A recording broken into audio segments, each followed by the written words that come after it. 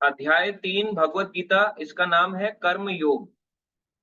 तो कर्म योग आप सबका, मतलब कई लोगों का फेवरेट टॉपिक है। अगर भौतिकवादी लोगों के पास जाओगे ना, इस टॉपिक पे सबसे ज्यादा चर्चा करते हैं और ये उनको बिल्कुल नहीं आता होगा।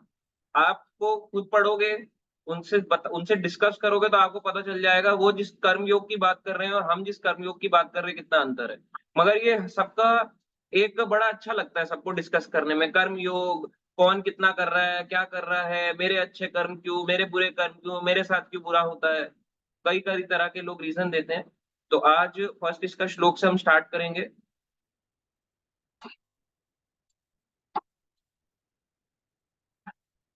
ये है इसका श्लोक नंबर 1। सबको स्क्रीन विजिबल है? फिर हम स्टार्ट करेंगे।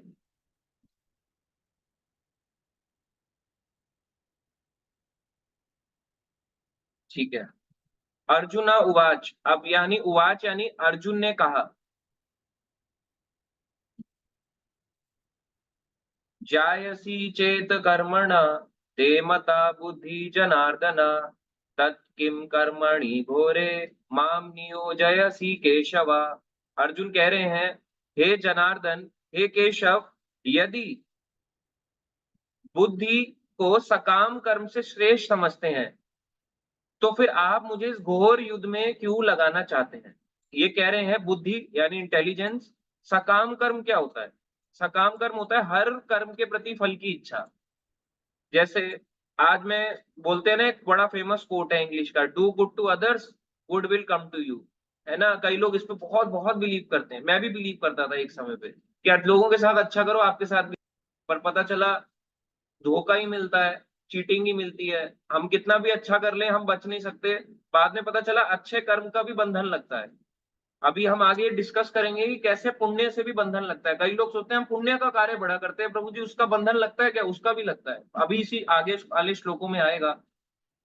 यहाँ पे अर्जुन पूछ रहे हैं कि यदि आप बुद्धि को, तो भगवान को पॉइंट करके कह रहे हैं वो कि आप बुद्धि को सकाम कर्म से श्रेष्ठ समझते हैं, यानी इंटेलिजेंस को अगर आप सकाम कर्म से श्रेष्ठ समझते हैं तो फिर मुझे युद्ध में क्यों लड़ाना चाहते हैं।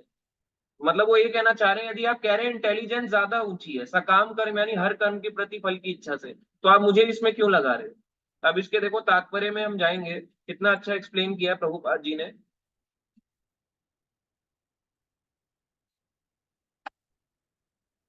कभी कभी कृष्ण भावनामृत को भूल से जड़ता समझ लिया जाता है और ऐसी भ्रांत धारणा वाला मनुष्य भगवान कृष्ण के नाम जप द्वारा पूर्णतया कृष्ण भावना भावित होने के लिए एकांत स्थान में चला जाता है। कभी कभी यहाँ पे प्रभुपाद जी लिख रहे हैं, भक्ति को भूल से जड़ता समझ लिया जाता है, यानी पेड़ की तरह जड़ जाओ, पेड़ की तरह बैठ जाओ, एकदम स्टिफ हो जाओ। ऐसी भ्रांत धारणा, कई लोग समझते हैं भक्ति करने से व्यक्ति ना ड्राई हो जाता है। और क्या सोचता है मनुष्य, भगवान कृष्ण के नाम जप द्वारा पूर्णतया कृष्ण भावना भावित होने के लिए, यानी कि मैं नाम जप से शुद्ध भक्त बन जाऊंगा, ऐसे करने के लिए वो एकांत स्थान में चला जाता है, अकेले बैठ के जप करूंगा। किंतु कृष्ण भावनामृत दर्शन में प्रशिक्षित हुए बिना एकांत स्थान में कृष्ण नाम जप करना ठीक नहीं है। इससे अबोध जनता से केवल सस्ती प्रशंसा प्राप्त हो सकेगी। देखो प्रभुपाद जी क्या कह रहे हैं, सस्ती प्रशंसा। अगर आप अकेले जप कर रहे हो, प्रभुपाद जी उसको कह रहे हैं सस्ती प्रशंसा। कितना हार्ड वर्ड है अकेले की भक्ति को, प्रभुपाद जी मना कर रहे हैं। यदि आप उतने लेवल प्रशिक्षित का मतलब है आपकी ट्रेनिंग हो गई है, तब तो आप एकांत, क्योंकि हिमालय चले गए, अकेले जाके जप कर लिया, या आप कहीं ऐसे आइसोलेटेड प्लेस में चले गए कि लोग आपको देखे ना, तब तो ठीक है कि आप इतना ज्यादा भजन में आनंद लेते हो।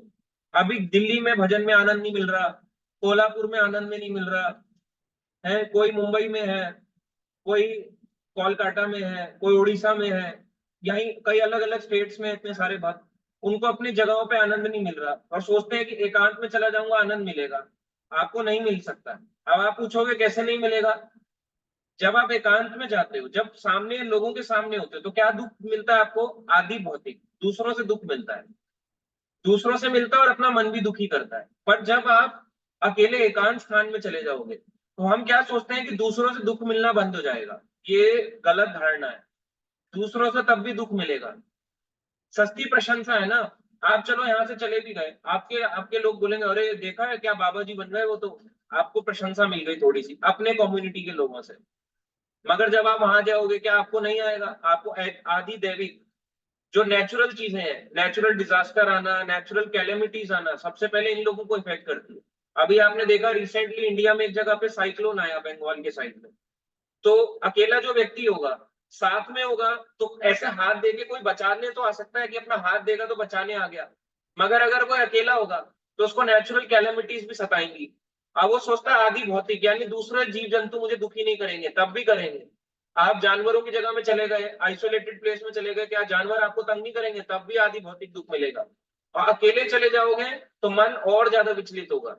इसलिए प्रभुपाद जी कह रहे हैं बिना ट्रेनिंग लिए सबसे पहले क्या आता है? ब्रह्मचारी, फिर गृहस्थ, फिर क्या आता है? वानप्रस्थ, फिर संन्यास। वन को कब जाना है? जब हमारी ट्रेनिंग हो चुकी होगी। पहले ये वन को चले गए, एकांत स्थान में जाके जब करने लग गए कि ठीक नहीं है। अच्छा, आज के समय में वनप्रस्थ का मतलब क्या है? कई लोग सोचते हैं वनप्रस्थ का मतलब, यहाँ पे प्रभुपाद जी ये बोलना चाह रहे हैं कि आप लोग अपना घर छोड़ो और चलो, छोड़ो घर बार, चलो हरिद्वार। या अब तो हरिद्वार भी जंगल नहीं बचा, अब तो हरिद्वार के भी और आगे चलो, कोई और जगह देखो। तो लोग ये समझते हैं, मगर ये भक्ति ये प्रोसेस नहीं है। भक्ति में एकांत अगर कोई जप करना चाहता है तो सुबह उठ के जप करे। मगर एकांत ये सोच के कि मैं अकेला रहूंगा, मेरे को माया नहीं घेरेगी, सबसे ज्यादा उसी व्यक्ति को घेरेगी। मान लो एक व्यक्ति जप कर रहा है, जेल में है, बंद है। अब जेल में कैदी है, वैसे ही हम इस संसार में बंद है, इस भौतिक संसार में। जेल का एक कैदी है, जेल का एक कैदी रिहा हो रहा है। वो कह रहा है कि मेरी सजा कम हो रही है, जल्दी मैं रिहा होने वाला हूँ। अकेला व्यक्ति होगा तो बाकी के कैदी उसको क्या करेंगे? जो सजा काट रहे हैं, सबसे पहले उसकी टांग पकड़ लेंगे, कोई हाथ पकड़ लेगा, उसको मारेंगे, उसको पीटेंगे, उससे बुरे काम करवाएंगे कि ताकि दोबारा वो नीचे आ जाए। और अगर साथ में होगा, क्योंकि कई कैदी ऐसे भी हैं, जैसे मान लो 100 कैदियों की जेल है, 100 कैदी हैं, उसमें से 5 कैदी ऐसे हैं जो अच्छे कर्म करने हैं, यानी कि भक्ति के मार्ग पे चल रहे हैं, या आप कह सकते हैं उनकी जान पहचान है जेलर से, या उनकी जान पहचान है प्रधानमंत्री से, तो वो जेल से जल्दी रिहा होने वाले। अब जो 95 का ग्रुप है, 5 पर अटैक करेगा या नहीं करेगा? करेगा। ऐसे ही भौतिक संसार है। अगर आप ये सोचोगे अब मैं जेल से जल्दी निकलने वाला हूँ, अलग हो गया ना, अब मेरे को निकलने का मुझे, सबसे पहली सारी फोर्स आप पे लगा देगी माया, भगवान की माया शक्ति की, जाओ इसको पकड़ो। तो इसीलिए जब हम साथ में रहते हैं ना, अब 5 लोगों जो बचे थे, 95 इधर हो गए, जो हमारे को धकेल रहे हैं, जेल आ रहे हैं, 5 लोग ऐसे थे जो जेल से जल्दी रिहा होने वाले थे। उसमें से एक ने कहा यार, लोग हो ना, 4 लोग हो ना, मैं तुम चारों के साथ नहीं रहूंगा, मैं अपना अकेले चलूंगा, मैं अकेला चलता हूँ, ऐसे दिखा देता हूँ ठेंगा, अकेला जाना चाहता हूँ। अब वो अकेला रास्ते पे आगे बढ़ेगा, कितने समय टिक पाएगा जेल के अंदर? 90 पिच पहले था रेशियो, 95 इस तरफ और इधर 5 लोग। अब कितना रेशियो रह गया? 95 इस तरफ, एक अकेला इधर। 95 वाले कहेंगे यार 4 पे क्यों अटैक करना, पहले इस अकेले वाले पर अटैक करो। अकेले वाले पर अटैक करते हैं। ऐसे होते हैं जब आप सोचते हो कि मैं संसार से कट गया, मैं माया से कट गया। अब माया सबसे पहले आपको घेरेगी क्योंकि आप लोगों से कट गए। ऐसे ही भक्त भी होता है, कई बार भक्त सोचता है मैं अकेले रह के ना बड़ा आनंद आएगा मुझे, भक्ति में अकेले में ज्यादा आनंद है, भक्ति भक्तों के साथ में आनंद नहीं है। ये सबसे बड़ा उसकी मूर्खता है। प्रभुपाद जी के जो गुरु थे, he is divine grace Srila Bhakti Siddhanta Saraswati Thakur महाराज, वो एक ही बात बोलते थे कई बार भक्तों को, यूनाइटेड वी स्टैंड। अगर आप यूनाइट होके रहोगे, स्टैंड खड़े रहोगे, डिवाइड वी फॉल। अगर आप डिवाइड होके जियोगे आपका फॉल डाउन हो जाएगा। तो हमें डिवाइड नहीं होना है। अच्छा, यूनाइट किसके साथ होना है? लाइक माइंडेड डिवोटीज के साथ। ये नहीं कि किसी के साथ भी एसोसिएट कर लिया। आप करते हो, अभी माला कर रहे हो, नियम पालन कर रहे हो, सब कुछ कर रहे हो, और आप एक ऐसे व्यक्ति के साथ एसोसिएट हो गए, आपको लगा अरे तो बड़ा अच्छा भजन गाता है ना, इसके साथ एसोसिएट हो जाता हूँ। अब आप उसके साथ एसोसिएट हो गए, वो बेचारा एक भी माला नहीं करता था, आपको भी उसने कहा चला यार हो जाए थोड़ा सा छोले भटूरे, पेप्सी, संडे का टाइम है, छोले भटूरे कोल्ड ड्रिंक हो जाए, आप भी चले गए उठ के। आपने सोचा कौन देख रहा है, चले जाता हूँ। एक दिन चले जाओगे, पहले दिन क्या मंगाओगे? लस्सी। माया देखो ऐसे घेरती है, पहले दिन क्या मंगाओगे? लस्सी। कि चल यार प्रभु जी ने बोला था ऐसा करो, लस्सी में उंगली डालो, हरे कृष्णा कृष्णा कृष्णा हरे हरे, हरे राम राम राम हरे हरे। और कोई बहुत अगर वैसा भक्त होगा, नमो विष्णुपादाय कृष्ण पृष्ठाय भूतले।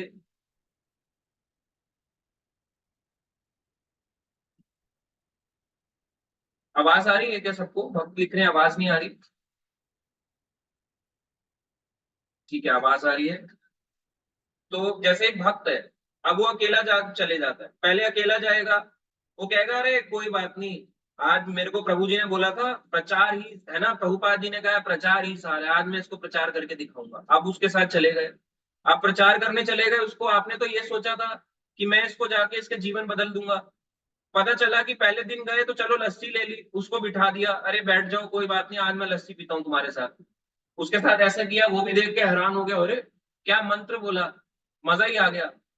फिर आपका जो जो भी लोग, फिर आपका रिलेटिव हो सकता है, आपका रिश्तेदार हो सकता है, फैमिली मेंबर हो सकता है, फ्रेंड हो सकता है, कलीग हो सकता है, कहेगा अरे यार तुम ऐसे तो करते ही हो, ठीक है अभी तुम्हारे लिए मंगा देता हूँ कुछ और, उसको खा लेना।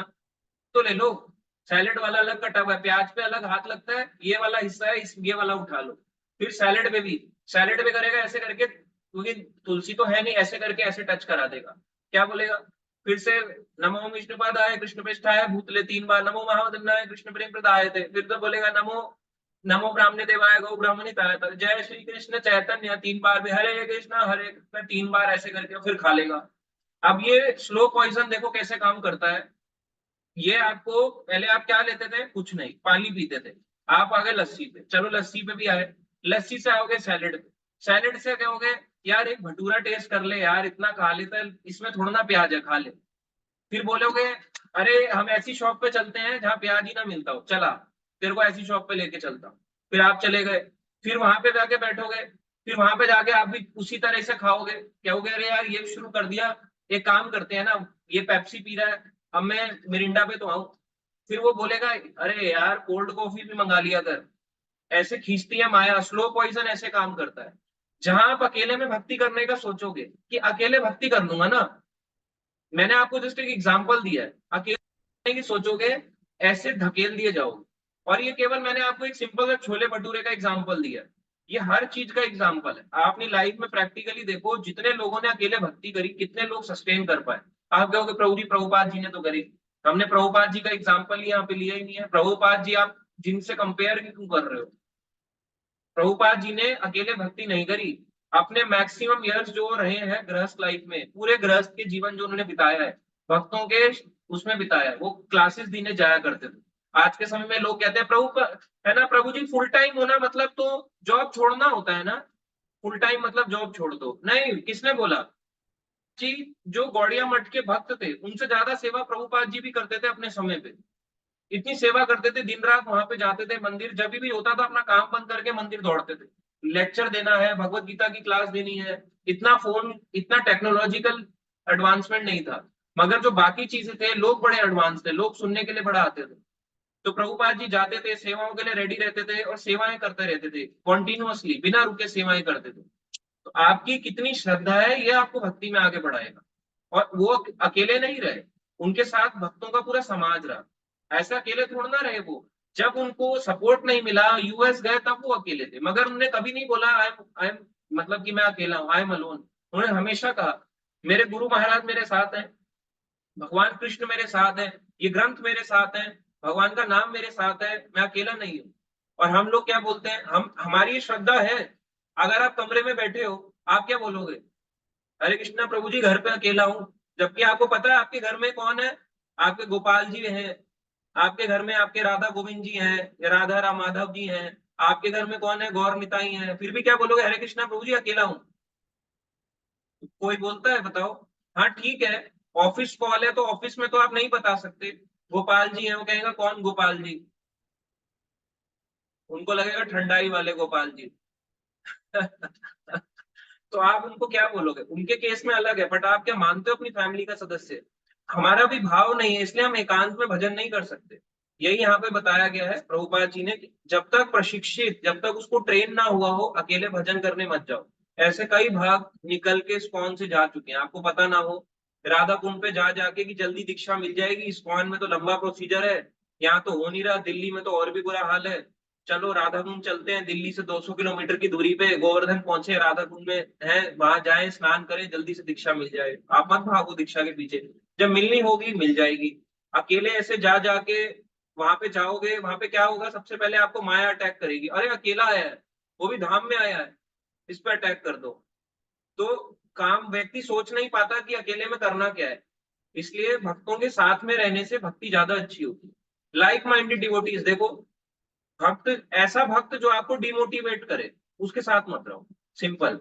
जो आपको बोले या बी प्रैक्टिकल, ज्यादा नहीं होना चाहिए, थोड़ा भी चलेगा। ये नए व्यक्ति से तो एक्सपेक्ट कर सकते हैं, 10 साल पुराना वाला भी यही बोले, अरे कोई बात नहीं, कौन देख रहा है, 4 माला करनी है आज 2 कर ले। अगर आपको डिमोटिवेट, आपको प्रमोट करने की जगह डिमोट कर रहा है, उसका साथ मत करो। इसलिए एंथुजियास्टिक डिवोटीज का साथ करना चाहिए। आगे श्लोक में बढ़ेंगे, ये तात्पर्य काफी बड़े बड़े हैं, तो आप इसको पढ़ सकते हैं।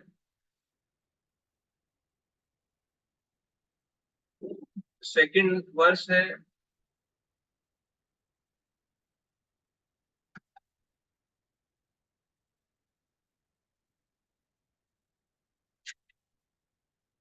व्यामी श्रेण इव वाक्येन बुद्धि मोहयसी इव इव में तत् एकम वद निश्चित्य येन श्रेया अहम आपनुयाम। इसका अनुवाद है, आपके व्यामिश्रित अनेक अनेकार्थक उपदेशों से मेरी बुद्धि मोहित हो गई है। अर्जुन कह रहे हैं आपने इतने उपदेश दे दिए, मेरी बुद्धि मोहित हो गई है, मैं समझ नहीं पा रहा हूं क्या करना है। अतः कृपा करके निश्चय पूर्वक मुझे बताएं कि इनमें से मेरे लिए सर्वाधिक श्रेयस्कर क्या होगा, सबसे इंपॉर्टेंट मेरे लिए क्या है। तो पिछले अध्याय में, सेकंड चैप्टर में, भगवान कृष्ण को ज्ञान योग भी बताया, भगवान ने उनको थोड़ा कर्म योग भी बताया, और कुछ भक्ति योग की झलक भी दे दी। तीनों चीजें बता दी भगवान ने, कर्म योग, ज्ञान योग, भक्ति योग। अब वो अर्जुन कंफ्यूज है कि मुझे करना क्या है। इस तरह से यहाँ पे पूछते हैं भगवान कृष्ण से। अब भगवान आंसर करेंगे नेक्स्ट श्लोक में।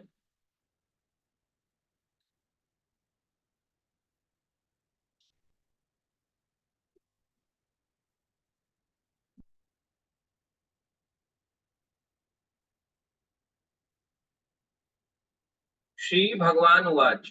यहाँ पे देखो, कई बार लोग आपसे क्वेश्चन करेंगे, ये एक बहुत ही कॉमन क्वेश्चन है पूरे भगवत गीता के अंदर। कई लोग आपको पूछेंगे कि मैं कैसे मानूं कि जो भगवान कृष्ण थे उन्होंने गीता बोली है। कई बार लोग कहते हैं कि ना, किसी और ने बोली है भगवत गीता, या भगवान कृष्ण के बिहाफ पे किसी निराकार ने बोली है। आप उनको एक ही चीज से समझा सकते हो, सिंपल बोलो, पूरी भगवत गीता में कहीं नहीं लिखा निराकार उवाच, कहीं नहीं लिखा देवता उवाच। पूरी भगवत गीता में भगवान कृष्ण को कृष्ण तक नहीं बोला गया है, श्री भगवान उवाच, यानी श्री भगवान ने कहा, यानी भगवान कृष्ण ही भगवान है। यहाँ पे क्या कह रहे हैं, श्री भगवान उवाच, लोके अस्मिन् द्विविधा निष्ठा पुरा प्रोक्ता मया अनघ, ज्ञान योगेन सांख्यानाम कर्म योगेन योगिनाम। श्री भगवान ने कहा, हे निष्पाप अर्जुन, मैं पहले ही बता चुका हूं कि आत्म साक्षात्कार का प्रयत्न करने वाले 2 प्रकार के पुरुष होते हैं। कुछ इसे ज्ञान योग द्वारा समझने का प्रयत्न करते हैं, तो कुछ भक्तिमय सेवा के द्वारा। यहाँ पे तात्पर्य में जाएंगे। द्वितीय अध्याय यानी सेकंड चैप्टर के 39वें श्लोक में 2 प्रकार की पद्धतियों का उल्लेख हुआ है, सांख्य योग तथा कर्म योग या बुद्धि योग। इन श्लोकों में इनकी ओर अधिक स्पष्ट विवेचना की गई है। सांख्य योग अथवा आत्मा का पदार्थ की प्रकृति का वैश्लेषिक अध्ययन उन लोगों के लिए है जो व्यवहारिक ज्ञान तथा दर्शन द्वारा वस्तुओं का चिंतन एवं मनन करना चाहते हैं। अच्छा, सांख्य योग इसमें बताया जाता है क्या होता है, आत्मा का ज्ञान, संख्या पूर्वक आत्मा का ज्ञान, स्टेप बाय स्टेप भगवान यानी कि बताते हैं आत्मा के बारे में। आत्मा क्या है, आत्मा को कैसे खंड खंड नहीं किया जाता, कितना आत्मा का साइज है, हर चीज का स्टेप बाय स्टेप ज्ञान है। ये क्या कहलाता है, सांख्य योग। दूसरी ओर क्या है, बुद्धि योग। बुद्धि योग क्या है, अपने यानी अपने शरीर को, बुद्धि योग या भक्ति योग, अपने शरीर को, मन को, बुद्धि को भगवान की सेवा में लगाना, प्रैक्टिकल सेवा, ये है भक्ति योग। तो यहाँ पे बताया गया है, भगवान कह रहे हैं आत्म साक्षात्कार, यानी इसको फॉलो करने के 2 रास्ते हैं। 2 तरह के लोग होते हैं, एक होता है जो भक्ति मार्ग पे चलते हैं, एक होता है जो ज्ञान मार्ग पे चलते हैं। अब एक ज्ञान कौन सा होता है, निराकारवाद का ज्ञान। कई जगहों पे आप देखोगे जो ज्ञान योगी होते हैं ना, वो वेद पढ़ते हैं, वेद पढ़ने के बाद वो ये नहीं जान पाते कि भगवान कृष्ण है कौन। जबकि भगवान क्या कह रहे हैं, सारे वेदों के द्वारा मुझे जानना है। वेद पढ़ लेंगे, आपसे ज्यादा यज्ञ करेंगे, बड़े बड़े कर्म कांड वाले यज्ञ करेंगे, वो स्वाहा स्वाहा स्वाहा, आप डर जाओगे, कहोगे अरे कितने बड़े महान है, विद्वान है, हम क्या माला लेके घूम रहे हैं, इसको देखो कितने श्लोक आते हैं। आपको उनसे मोटिवेशन तो लेना है कि हमें भी श्लोक याद करने हैं, मगर वो भी ज्ञान मार्ग पे, आप भक्ति मार्ग पे। वो ईश्वर को निराकार मानता है। यदि वो आकार मानेगा तो सांख्य योग के रास्ते पे भगवान कपिल को फॉलो करेगा। यदि वो उनको फॉलो ही नहीं करता, आधे लोग तो भगवान को भगवान कपिल नहीं मानते, कहते हैं कृष्ण अवतार नहीं है, ये कोई साधारण मनुष्य है। तो जो लोग भगवान को भगवान नहीं मानते उनको क्या बोलेंगे? मायावाद। मायावाद है। मायावाद देखो, आप कहोगे प्रभु जी मायावाद है क्या, मैं समझ नहीं पाता। निर्विशेषवाद क्या है, मायावाद क्या है, ये क्या है वर्ड्स? और ये निराकारवाद क्या है? ये तीनों एक ही है। निराकार, निर्विशेष, मायावाद, ये तीनों एक ही वर्ड है, एक ही अलग अलग सिनोनिम है। मायावाद यानी कि उसका जो ज्ञान है माया द्वारा ढक दिया गया, भगवान को समझ नहीं पा रहा, ज्ञान तो ले रहा है, वेद तो पढ़ रहा है, मगर जान नहीं पा रहा भगवान है कौन। सारी चीजें पढ़ने के बाद भी व्यक्ति नहीं जान पाते। आप जाओ काशी में, जाओ आप, काशी में आपको बड़े बड़े विद्वान मिलेंगे, आप कहोगे प्रभु जी कितने बड़े विद्वान हैं, है ना, ऑरेंज कपड़ा पहन के बैठे रहते हैं, आप कह रहे हो हम ज्यादा विद्वान हैं, हम ये पिछले जन्मों में कर चुके हैं, ऐसा कैसे हो सकता है? बताया जाता है एक हमारे आचार्य थे, प्रभुपाद जी के गुरु के पिता, यानी शीला भक्ति विनोद ठाकुर, उन्होंने एक बुक लिखी है, एक पुस्तक लिखी, उसमें उन्होंने बताया कि कैसे स्टेप बाय स्टेप एडवांसमेंट होता है। जब मनुष्य जन्म पाता है व्यक्ति और 100 जन्म तक निराकार को मानता है, 100 जन्म तक, अगला जीवन उसको क्या मिलता है? 100 जन्म निराकार को मानना, कि मैं निराकार मानता हूं, भगवान कुछ नहीं है, निराकार है। 100 जन्म, और छोटा मोटा निराकार नहीं कि मैं नहीं मानता निराकार है भगवान, ये छोटा मोटा नहीं, बड़ा बड़ा काशी का विद्वान होगा, अगला जन्म उसको मिलेगा सूर्य देव की उपासना करेगा। और सूर्य देव की उपासना ऐसे नहीं कि संडे जल लेके लोटा चढ़ाने लग गए ऐसे करके, ये वाले उपासना नहीं है, ये तो पाखंडी है सारे। अगर आप देखो बड़े बड़े सूर्य की उपासना यज्ञ करने वाले वो मिलेंगे, जब वो 100 जन्म ऐसे बिता देगा, फिर वो क्या करेगा? गणेश उपासना करेगा। और गणेश जी का भी छोटा मोटा भोग नहीं कि केवल साल में एक बारी, है ना, गणेश जी को ऐसे करके झुला रहा है, घुमा रहा है, गणेश चतुर्थी मना रहा है, नहीं। बड़े बड़े सिद्धि विनायक के मंदिर में पुजारी बनेगा वो अगले 100 जन्म तक, और उसके बाद उसको अगला जीवन मिलेगा, अगले 100 जन्म जन्म तक वो क्या करेगा? शिव जी की उपासना करेगा। तो पहले निराकार, उनके बाद दुर्गा जी की उपासना करेगा। तो पहले निराकार की करी, फिर सूर्य देव की करी, फिर उसके बाद किसकी करेगा? गणेश की। गणेश के बाद चलो इनकी माता के पास चलते हैं, अब दुर्गा की करते हैं, उनके करेगा, बड़े बड़े व्रत रखेगा, निर्जल रहेगा, 9 9 दिन तक पानी नहीं पिएगा, बड़े बड़े, इतना करने के बाद फिर उसके बाद अगले 100 जन्म शिव जी की उपासना करेगा। चलो देवों के देव महादेव के पास, अभी वो उपासना कर रहा है, अभी ये वैष्णव नहीं मान रहा कि शिव जी परम वैष्णव है। जब शिव जी को ऐसे बड़ा बड़ा विद्वान होने के बाद जब ऐसे लोग फॉलो करते, फिर आगे बढ़ेंगे, फिर विष्णु भक्ति में आएंगे। इतना मुश्किल है। तो आप जो पिछले जन्मों में हो ना, कि कई पिछले जन्म पहले ही का आप बिता चुके हो। मायावाद जो है ना, ये चीज हम पहले ही छोड़ के आ गए। तो ज्ञान मार्ग भी है, यानी कि ड्राई नॉलेज भी है, मैं ज्ञान, ये उसकी बात नहीं हो रही है, ड्राई नॉलेज की बात हो रही है कि वेद तो पढ़ रहे हैं मगर भगवान को समझ नहीं पा रहे। बहुत लोग आप देखोगे आपके घर में पंडित जी आते हैं, यज्ञ करते हैं, आप उनसे एक सिंपल सा क्वेश्चन पूछो कि पंडित जी आप इतने सारे यज्ञ कर रहे हो, ये तो बता दो इसको स्वीकार कौन करता है? कहेंगे भगवान विष्णु। अच्छा, भगवान विष्णु स्वीकार करते हैं, तो इतने सारे आप हमारे को सीधा भगवान विष्णु की प्रार्थना ही क्यों नहीं करवा रहे, ये क्यों करवा रहे हो? उसके बाद जवाब नहीं होगा, कहेगा करना पड़ेगा, क्योंकि उसको पता है आपकी आस्था किस पे है। आप देख रहे हो गणेश बिठाया नहीं बिठाया, हमारी माता बिठाई है नहीं बिठाई, चोला पहनाया नहीं पहनाया, इनको क्या पहनाया हुआ है, शिव जी रखी हुई है फोटो नहीं रखी, इसलिए वो सारी तरह की फोटो रखते हैं। उनको पता है यहाँ नहीं तो यहाँ इसकी आस्था डगमगाती रहेगी, इसको पूछते रहो, इसको कंफ्यूज करते रहो, इतना होता है। और मायावाद, ये मायावाद नहीं है तो क्या है बताओ? ये मायावाद है। आप क्या कहोगे प्रभु जी ये मायावाद कैसे हुआ? ये लोग कर्म कांड फॉलो भी करते हैं, उसके बाद भी भगवान को नहीं मानते। कई लोग नहीं मानते भगवान को। कई लोग जाओ मंदिरों में, बड़े बड़े, यहाँ तक कि आप कहीं पे भी चले जाओ, जैसे अभी हम उत्तराखंड गए, यात्रा पे लेके गए, वहां पे मंदिर में बैठ के बड़े बड़े मतलब पुजारी हैं, इतने सालों से सेवाएं कर रहे हैं, न्यूज़पेपर पढ़ रहे हैं। अरे आपके पास शास्त्र कम पढ़ गए क्या पढ़ने के लिए? न्यूज़पेपर पढ़ रहे होते हैं ऐसे बैठ के, और उसमें आगे पीछे पन्ने पलट रहे हैं। मैंने देखा अपनी आंखों से उनको कि वो न्यूज़पेपर पढ़ के देख रहे हैं किसको क्या हो रहा है संसार में, कहाँ आग लग गई, किसके घर में कितनी लूटपाट हो गई। आप सोचो, जब व्यक्ति जिन लोगों से पूछने आया है आत्म साक्षात्कार का मार्ग कि मुझे इस संसार से मुक्त होना है, और खुद ही व्यक्ति जो उसको सिखा रहा है वो न्यूज़पेपर पढ़ रहा है, तो कैसे चलेगा? नहीं चल सकता ना। तो इसलिए ये लोग मायावादी से हमें दूर रहना चाहिए। तो ये ज्ञान मार्ग कहलाता है जो ड्राई नॉलेज है।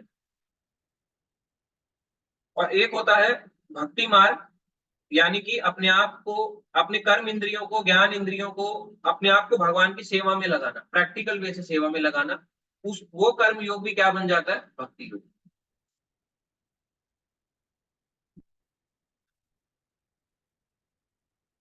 नेक्स्ट चलेंगे नेक्स्ट श्लोक पे।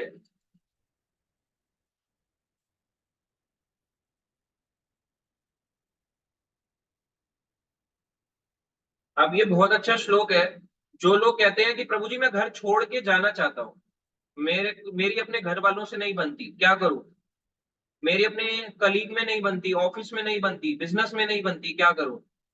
तो भगवान ने ये श्लोक अर्जुन को बोला, क्योंकि भगवान चाहते थे अर्जुन युद्ध भूमि छोड़ के ना जाए। भगवान कहते हैं,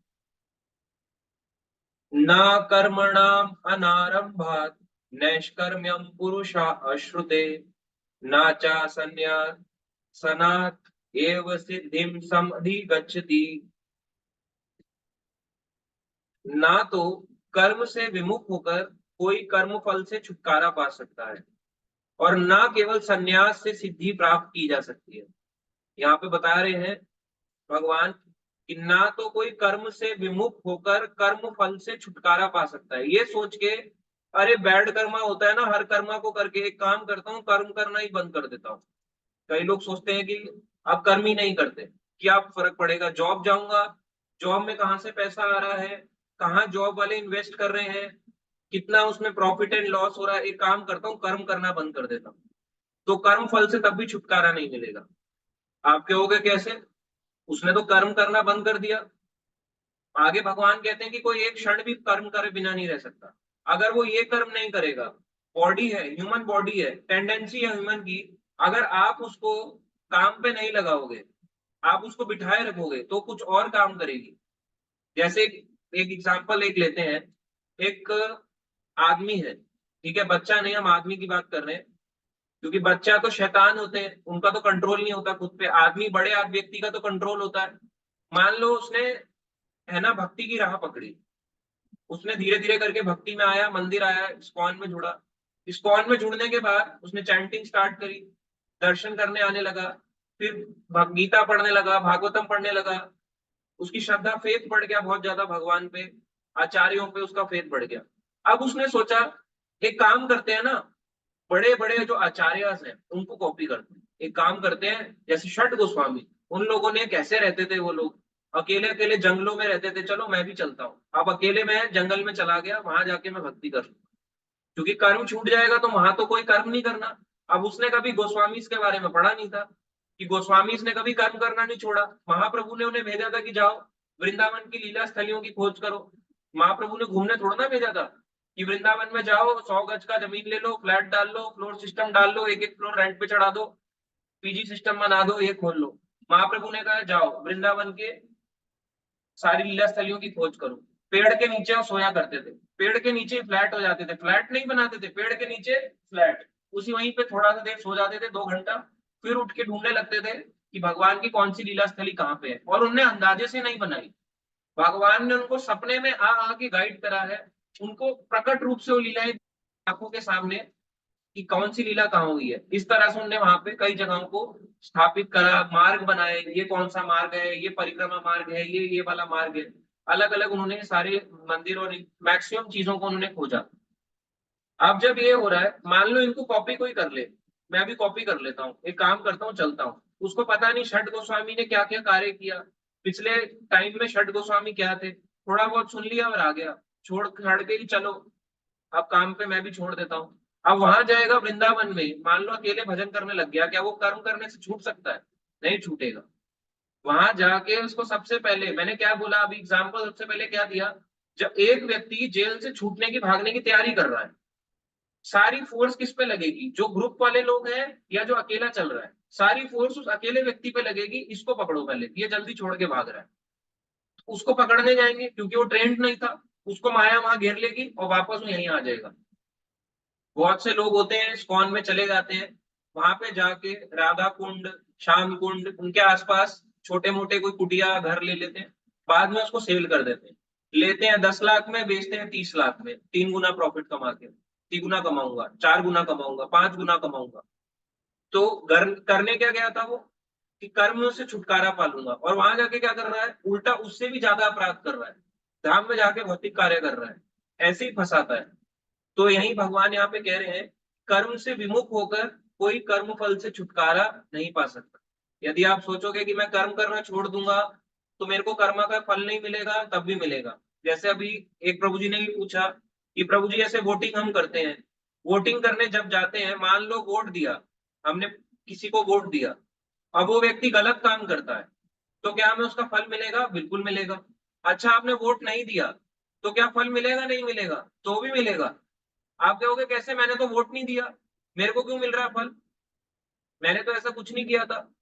अरे आपने कुछ नहीं किया, मान लो टैक्स तो भरते हो, टैक्स तो भरोगे, कोई भी आएगा, गवर्नमेंट आएगी, उनको कर्ज, वो टैक्स चुकाओगे। आप टैक्स चोरी करते हो तो कहीं ना, फिर टैक्स चोरी करोगे तो टैक्स चोरी के नाम से आएगा आपका, कहीं ना कहीं तो आप फंसोगे ही ना कि टैक्स चोरी कर रहे हो।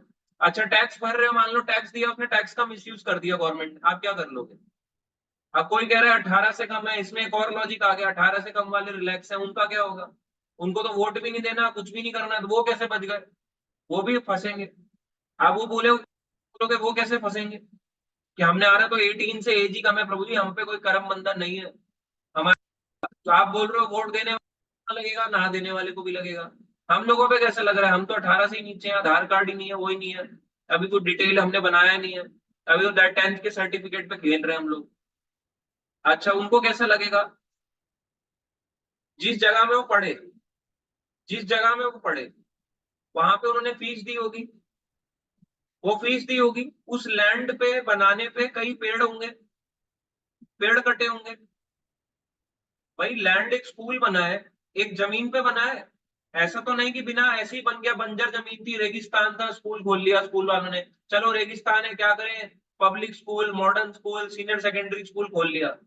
वहां पे आप जो उनको पैसा दे रहे हो, उन्होंने पेड़ काटा, पेड़ की हत्या करी, और वहां पे जाके जो बेंचेस आ रहे हैं, अब ये बेंच है, अभी एक बेंच होता है जिसपे आप भगवत गीता भागवतम रखते हो, एक बेंच होता है जिसपे आप अपनी जड़ विद्या रख रहे हो, जो आपको नरक की ओर ले जा सकती है। अब क्योंकि आप यही विद्या भगवान की सेवा में भी लगा सकते हो, यही विद्या आपको भगवान से दूर भी ले जा सकती है।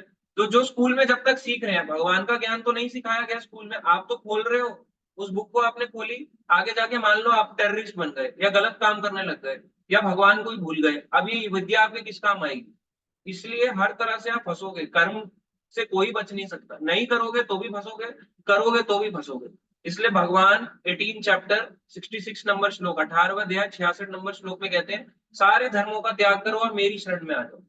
भगवान कह रहे हैं जितने भी आपने अलग अलग शरणें ले रखी है, सारे कह रहे हैं भगवान मेरी शरण में आ जाओ, मैं तुम्हारे को सारे पापों से मुक्त कर दूंगा, डरो मत। अगर आप चाहते हो कि भगवान हमें सारे पापों से मुक्त कर दें, तो हमें किसकी शरण में जाना है? भगवान कृष्ण। और क्या शरण का मतलब क्या है? कि केवल दंडवत प्रणाम करे बैठे रहना है? शरण का मतलब है कि भगवान को, भगवान की जो भक्ति है, भगवान की भक्ति दृढ़ता से करनी है। ये नहीं कि एक माला हो रही है प्रभु जी, दो माला नहीं हो, दूसरी पे आ रहे थे, पहली भी छूट गई, ये दृढ़ता नहीं है। दृढ़ता होनी चाहिए जो हम चीज कर रहे हैं। आगे हम बढ़ेंगे 5th नंबर श्लोक पे।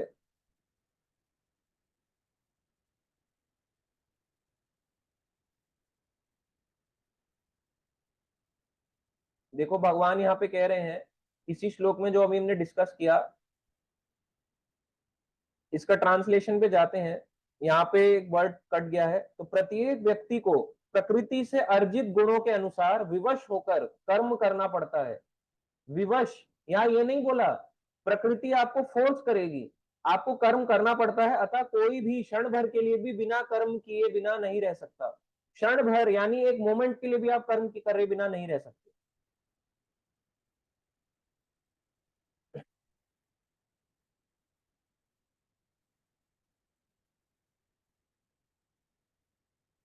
यहाँ पे एक श्लोक है, इसमें मैं आपको दिखाता हूँ, इसके ताते में देखो कितना अच्छा श्लोक दिया गया है। भागवत से, श्रीमद् भागवतम से श्लोक दिया गया है।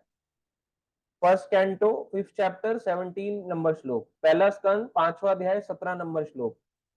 यदि कोई कृष्ण भावनामृत अंगीकार कर लेता है, यदि कोई मान लो भक्ति को अंगीकार कर लेता है आसान शब्दों में, तो भले ही वह शास्त्र उन्मोदित कर्मों को ना करे, शास्त्र में कई प्रकार के कर्म दिए गए हैं, यदि वो उनको ना करे अथवा ठीक से भक्ति ना करे, और चाहे वह पतित भी हो जाए, उसमें उसकी हानि या बुराई नहीं होगी। यदि कोई क्या करता है, कृष्ण भावनामृत यानी भक्ति को स्वीकार करता है, कृष्ण भक्ति को, किंतु यदि वह शास्त्र उन्मोदित सारे कार्य करे और कृष्ण भावना भावित ना हो, तो ये सारे कार्य उसके लिए क्या लाभ है।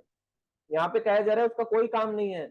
मान लो आपने शास्त्र के सारे विधि विधान फॉलो किए, यदि आप भक्ति नहीं करोगे क्या फायदा। आपने कर्मकांड फॉलो किया, अपनी मंडे टू संडे की पूजा बना रखी है। इसको आसान शब्दों में पूछें, यानी शास्त्र बताते हैं, क्या बताते हैं, मंडे को ये वाली पूजा शिव जी, ट्यूसडे को कौन से, ट्यूसडे को हनुमान जी, ओवर टाइम करेंगे आज हनुमान जी। वेडनेसडे कौन से, वेडनेसडे को गणेश जी। थर्सडे साईं बाबा। फ्राइडे दुर्गा माँ, माता जी के व्रत रख लो।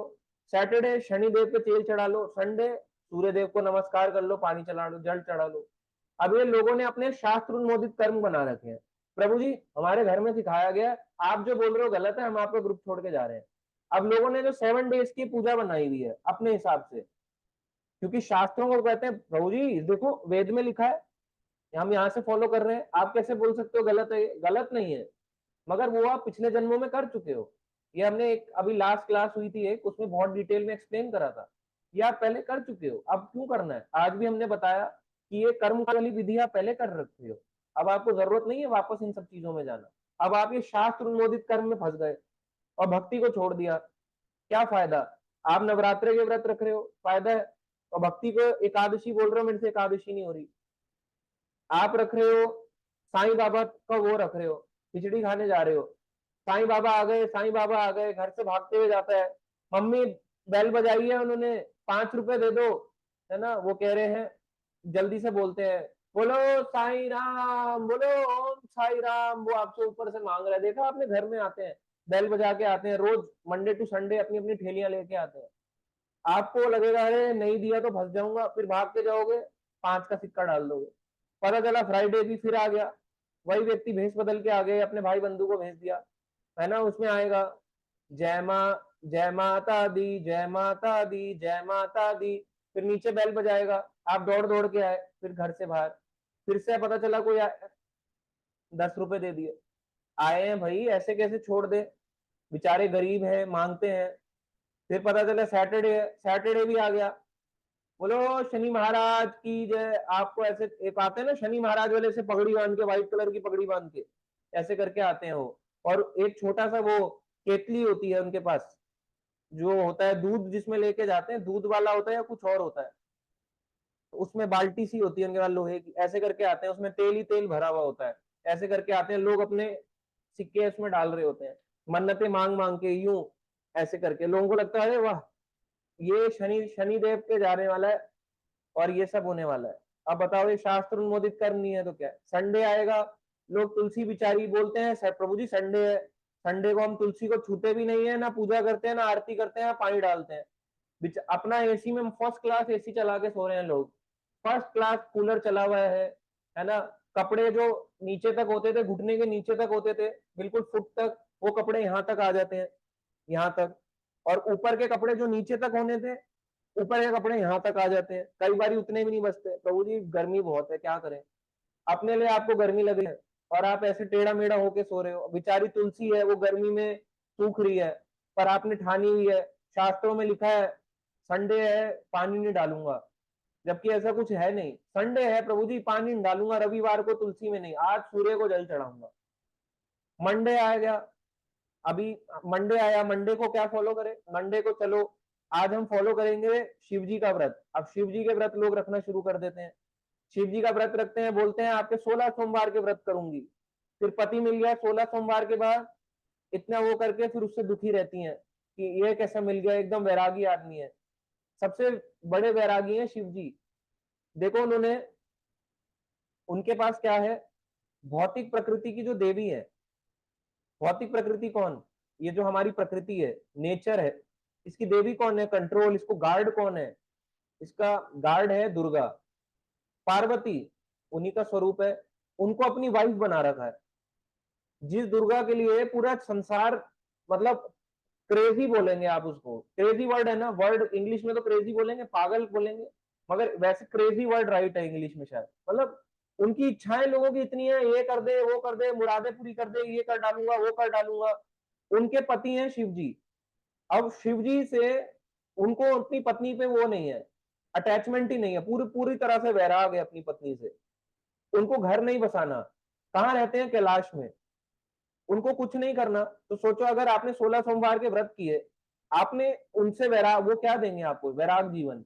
आपका पति वैरागी हो, और फिर माता जी दुखी रहती है कि मेरे को ऐसा क्यों मिला, आपने 16 सोमवार के व्रत किए थे क्यों? तो ये सारे क्या है? शास्त्र अनुमोदित कर्म। शिव जी को लोटा भर के जल चढ़ा दो। शिव जी बैठे थे, चैंटिंग कर रहे थे, हरे कृष्णा कृष्णा कृष्णा हरे हरे, हरे राम राम राम हरे हरे। एक आदमी आया उनके ऊपर ऐसे करके, क्योंकि मंडे था, बोला शास्त्रों में लिखा है शिव जी पर, शिवलिंग पे जल चढ़ाना चाहिए, ऐसे करके उनके सर पे डाल दिया, शिवलिंग पे। वो बेचारे कहेंगे इतना क्यों नहला रहा है भाई, ये तो देख ले, चल जून का महीना तो समझ आता है, सर्दी में भी उतना ही नहला रहा है बाल्टियां भर भर के। आप देखो किसी भी पास के मंदिर में जाना, लोगों को कुछ नहीं पता होता, बस वो यही बोलते हैं हम शास्त्र अनुमोदित कर्म कर रहे हैं। है ना। उसके बाद ट्यूसडे आ जाता है, ट्यूसडे को लोग वो बूंदी लेके जाते हैं, ऑरेंज ऑरेंज वाली। आज बूंदिया लेके जाएंगे। छोटे से बाहर बैठा होता है हनुमान मंदिर के, या जो कर्मकांड टेम्पल होता है, वो 10 रुपए की बूंदी लेके, वो कैसे करते हैं? हनुमान जी की बूंदी ऐसे, हनुमान जी ऐसे खड़े हैं ऐसे करके, और उनके मुंह पे ऐसे करके लाते हैं पैकेट को, और ऐसे ले जाते हैं ऐसे करके। हनुमान जी कहते हैं अभी बताऊं तेरे को, ये बिना भूख का खिला रहा है मुझे, ये हनु ऐसे करके लाएंगे और ऐसे ले जा लेंगे। दिल्ली में एक बड़ा फेमस मंदिर है जिसका नाम है माँ झंडे वाला मंदिर।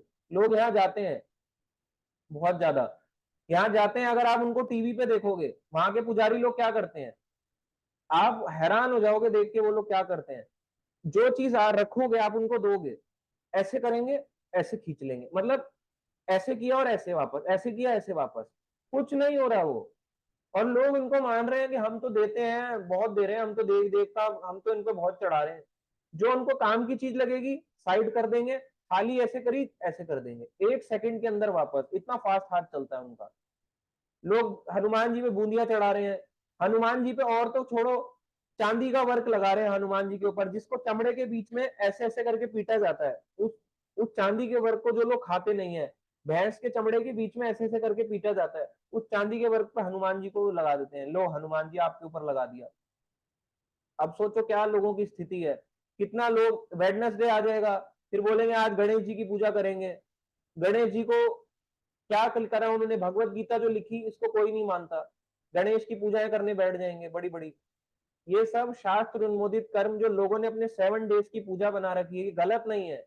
मगर अगर आप भक्ति में आ गए हो, तो यही यहाँ पे लिखा है भागवतम में, इन सबको अगर आपने कर भी लिया और भक्ति ना करी तो क्या फायदा। भक्ति करो और ये सब नहीं भी करो तो चलेगा। भक्ति करने से पतित भी हो जाओगे तो भी अगला जीवन आपको मनुष्य का मिल जाएगा। ये अभी आगे आने वाले अध्याय में पढ़ोगे आप 6 चैप्टर में। पतन होने पे भी भक्ति से अगला जीवन आपका मनुष्य गारंटीड।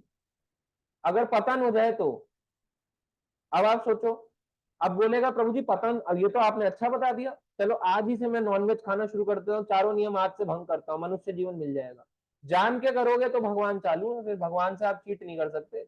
अगर जान के करोगे, भगवान भी जानते हैं इसने किस पर्पज से किया है, जान के गया ये। तो यही यहाँ पे बताया जा रहा है, एक क्षण भर के लिए भी आप मुक्त नहीं हो कर्मों से, कर्म की गति इतनी स्ट्रांग है।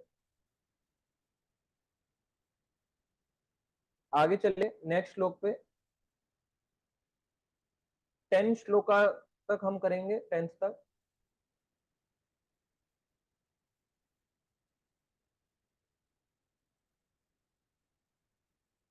6 नंबर श्लोक है। भगवान कहते हैं कर्म इंद्रियाणि संयमय या आस्ते मनसा स्मरन् इंद्रिय अर्थान विमूढ़ात्मा मिथ्या आचार सह उच्यते।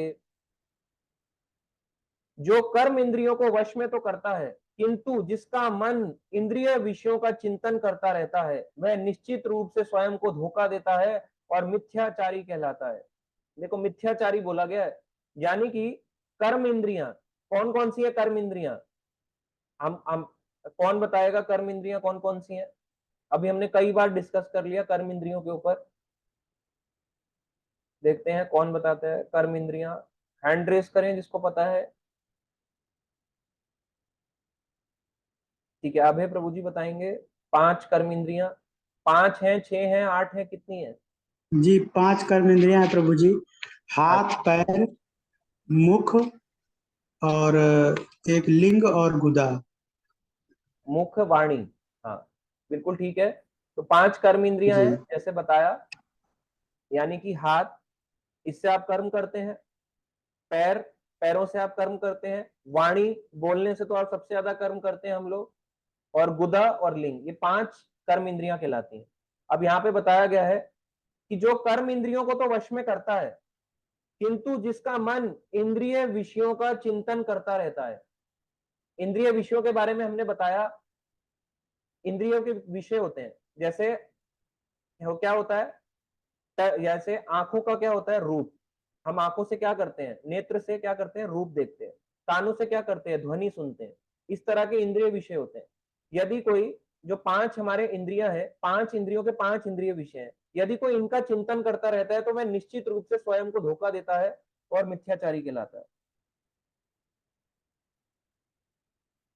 यहाँ पे एक देखो तात्पर्य में एग्जाम्पल है, अब मैं आपको एक्सप्लेन करूंगा। ऐसे अनेक मिथ्याचारी व्यक्ति होते हैं जो कृष्ण भावनामृत में कार्य तो नहीं करते, किंतु ध्यान का दिखावा करते हैं, जबकि वास्तव में मन में इंद्रिय भोग का चिंतन करते रहते हैं। ऐसे लोग अपने अबोध शिष्यों को बहकाने के लिए शुष्क दर्शन के विषय में भी व्याख्यान दे सकते हैं, किंतु इस श्लोक के अनुसार वे सबसे बड़े धूर्त है। इसका एग्जाम्पल लेते हैं। मैं तो देखो ओपनली बोलता हूं, क्योंकि जो राइट है वो हम बोलेंगे। एक सोसाइटी है जो कहती है ना, Shri Shri art of living.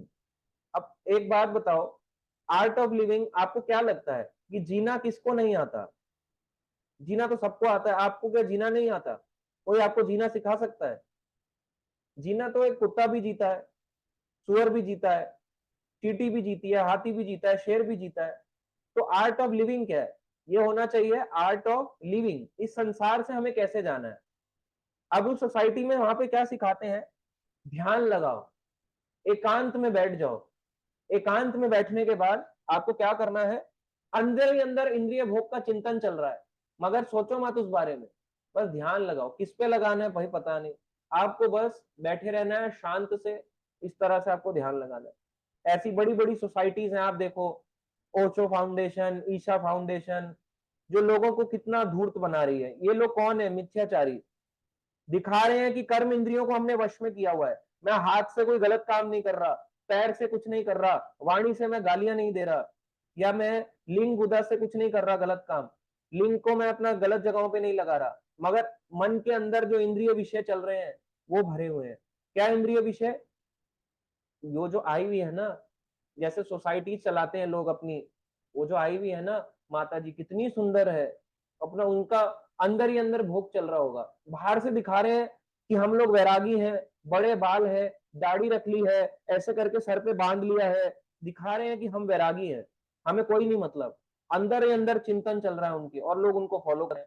उनका वो डाल देते हैं, है ना, मोटिवेशनल कोट्स। ऐसे लोगों को तो आपको रिपोर्ट करना चाहिए, डाल दो वॉयलेंस। और क्या, ऐसे लोगों को आपको रिपोर्ट करना चाहिए। आप उनको अपनी रील पे लगा रहे हो। ये बहुत ही मिथ्याचारी लोग हैं। और इसके अलावा और क्या क्या इनके मन में चलता है? इनका मन में चलता है धन, पैसा इनके कैसे आएगा। स्पर्श करेंगे ना उस पैसे का, मजा आता है ऐसे ऐसे करके नोट गिनने में उन लोगों को। आप जब उनको पैसा देते हो, पैसा दे के वो आपको सिखाते हैं। कोई भी आपको फ्री में नहीं सिखाता। एक जो सोसाइटी हमने बताई, श्री श्री आयुर्वेद या जो भी है, उस सोसाइटी में क्या होता है, जब आप वहां जाते हो, वहां पे लाइव एग्जांपल है, एक भक्त ने मुझे बताया था, उनके पेरेंट्स गए वहां पे। पेरेंट्स जाने के बाद एक तरफ उनको बताया ध्यान लगाओ, ऐसे बैठ जाओ, पीठ सीधी करो, ध्यान लगाओ। थोड़ी देर के बाद लाइट सा म्यूजिक चलने लगता है वहां पे, टेणे टेणे टेणे टेणे, और ऐसे करके गाना चल रहा है।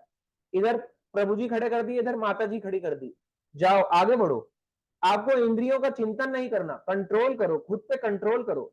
अब ये वाले प्रभु जी हैं, आप इनको नहीं, अपनी वाली को नहीं पूछना, अपनी अपोजिट वाली को देखो, इनको देखो, क्या आप इनका चिंतन कर रहे हैं?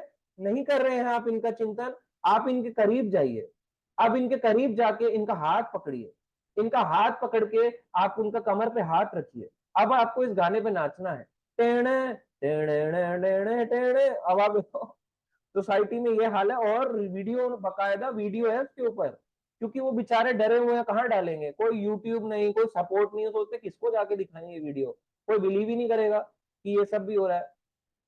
नहीं, मैं श्री श्री की बात कर रहा हूँ, ओशो वाला तो बहुत ही बुरा हाल है उनका, और नया नया है। वो लोग तो दीक्षा दे रहे हैं, है ना, वो भी यही करते हैं ऑलमोस्ट, मोर और लेस वो भी यही है। तो आप सोचो, वो गए थे अपने इंद्रियों को शांत करने, अपने आप को कंट्रोल करने। हमें आत्म साक्षात्कार के पथ पर चलना है, ध्यान लगाएंगे, परमात्मा है, चतुर्भुज रूप में है, शंख चक्र गदा लेके खड़े हैं, ये ध्यान लगाने गए थे। जबकि ध्यान की विधि कलयुग की नहीं है, चलो फिर भी ध्यान लगा लिया। अब ये ध्यान उन्हें बताया नहीं जा रहा है, क्योंकि जो फॉलो कर रहा है खुद ही नहीं कर रहा, खुद ही मिथ्याचारी है, जो सोसाइटी चला रहा है। सब लोगों को बताया जा रहा है। यहाँ पे प्रभु जी माता जी अपनी रिलेशन को स्ट्रॉन्ग करने गए थे, पता चला और बिगड़ गया। इनका नंबर लेके आ गए, लाओ, टक टक टक टक टक टक टक टक, हाउ आर यू और वो कर दी, I am fine, how are you. उल्टा और खराब हो रहा है सिचुएशन। अभी एक सोसाइटी है, इन्होंने बताया, जैसे नाम है ओशो फाउंडेशन, इसका भी मैं आपको बता देता हूँ। आप इनके उसमें जाना है यूट्यूब में, यूट्यूब में ये लोग दीक्षा का प्रोसेस देखना है इन लोगों का। लड़कियां हैं, वो रो रही हैं, जन्माष्टमी है ना, कृष्ण जन्माष्टमी दीक्षा ओशो, वो रो रही है, उसको व्हाइट कपड़ा पहना रखा है, बेचारी माता जी, उनके अभी हस्बैंड है, बच्चे हैं, बच्चे घर पे खेल रहे थे, वो रेगुलर आती थी, उसको क्या पता था ये हो जाएगा। उसको पकड़ा हुआ है, उसको ले जा रहे हैं, उसको पकड़ पकड़ के, गाने चल रहे हैं, अलग ही कुछ ट्रांस म्यूजिक चल रहा है, और ट्रांस म्यूजिक बॉलीवुड से भी गंदा है। मतलब इससे अगर आपको बर्बाद होना है, बॉलीवुड से बर्बाद हो जाओ, ट्रांस मत सुन के मत बर्बाद हो। तो ट्रांस म्यूजिक चल रहा होता है, तो ट्रांस म्यूजिक चलते चलते उनको दीक्षा दी जा रही है, वो लेडी रो रही है ऐसे करके, उनके मोटे मोटे आंसू बह रहे हैं, और उनको दो तीन चार लोगों ने पकड़ा हुआ है, चलो ऐसे कैसे चलना पड़ेगा तुम्हारे को, ऐसे करके ले जाया जा रहा है, और उनको दीक्षा दी जा रही है। ये दीक्षा है क्या? ये बताओ, ये लोग कौन है? आपको लगेगा ये लोग बड़े विद्वान लोग हैं, ये सारे असुर हैं, ये पिछले जन्मों में असुर थे, अब ये इनकी क्वालिटीज आपको इस रूप में दिख रही है, इंसान रूप में।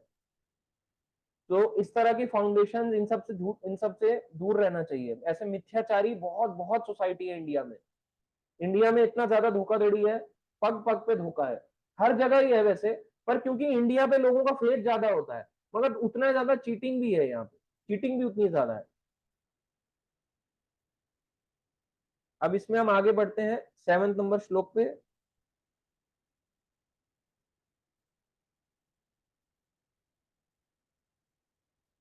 यह तू इंद्रियाणि मनसा नियमय आरभते अर्जुन, कर्म इंद्रिय योगम आसक्ता सा विशिष्यते। आगे भगवान यहां कह रहे हैं, दूसरी ओर यदि कोई निष्ठावान व्यक्ति अपने मन के द्वारा कर्म इंद्रियों को वश में करने का प्रयत्न करता है, और बिना किसी आसक्ति के कर्म योग यानी कृष्ण भावनामृत में प्रारंभ करता है, तो वह अति उत्कृष्ट है। इसका मतलब कैसे समझे? एक निष्ठावान व्यक्ति यानी एक डिटरमिन्ड व्यक्ति की बात हो रही है, अपने मन के द्वारा कर्म इंद्रियों यानी माइंड के द्वारा अपनी कर्म इंद्रियां, इनको वश में करने का प्रयत्न करता है, और बिना किसी आसक्ति के, कोई अटैचमेंट के बिना अगर ऐसा कर्मयोग को प्रारंभ करता है, तो वह अति उत्कृष्ट है। पर यह आसान नहीं है, कर्म इंद्रियों को कंट्रोल में करना इतना आसान नहीं होता। यहाँ पे देखो, इसके तात्पर्य में हम पढ़ेंगे,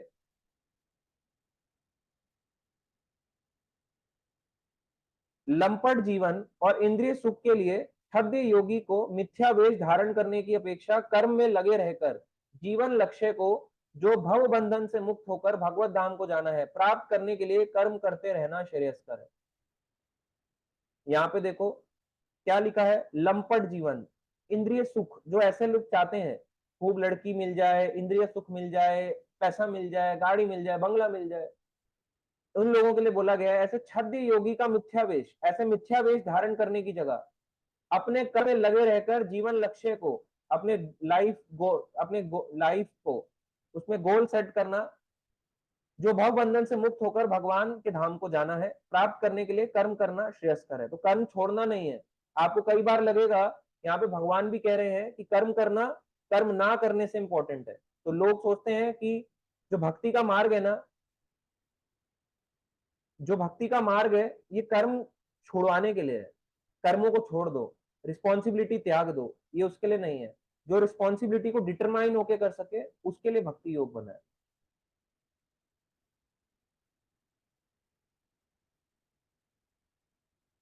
आगे हम चलेंगे 8 श्लोक पे, फिर हम क्वेश्चंस लेते हैं, जल्दी से हम इसको करते हैं।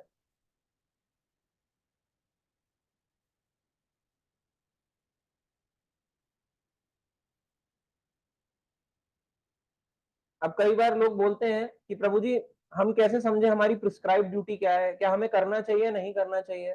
अब यहाँ पे इस बारे में बताया गया है, नियतम कुरु कर्म त्वम कर्म जाए ही अकर्मण शरीर यात्रा अपि चाते ना प्रसिद्धियेत अकर्मण।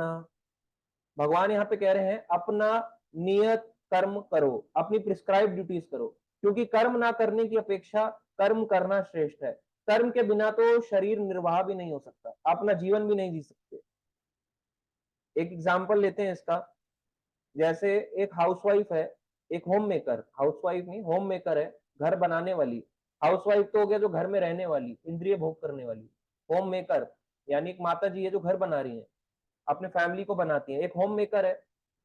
और एक उनके हस्बैंड है, वो जॉब जाते हैं या बिजनेस करते हैं, या मान लो माता जी जॉब करती हैं या बिजनेस करती हैं।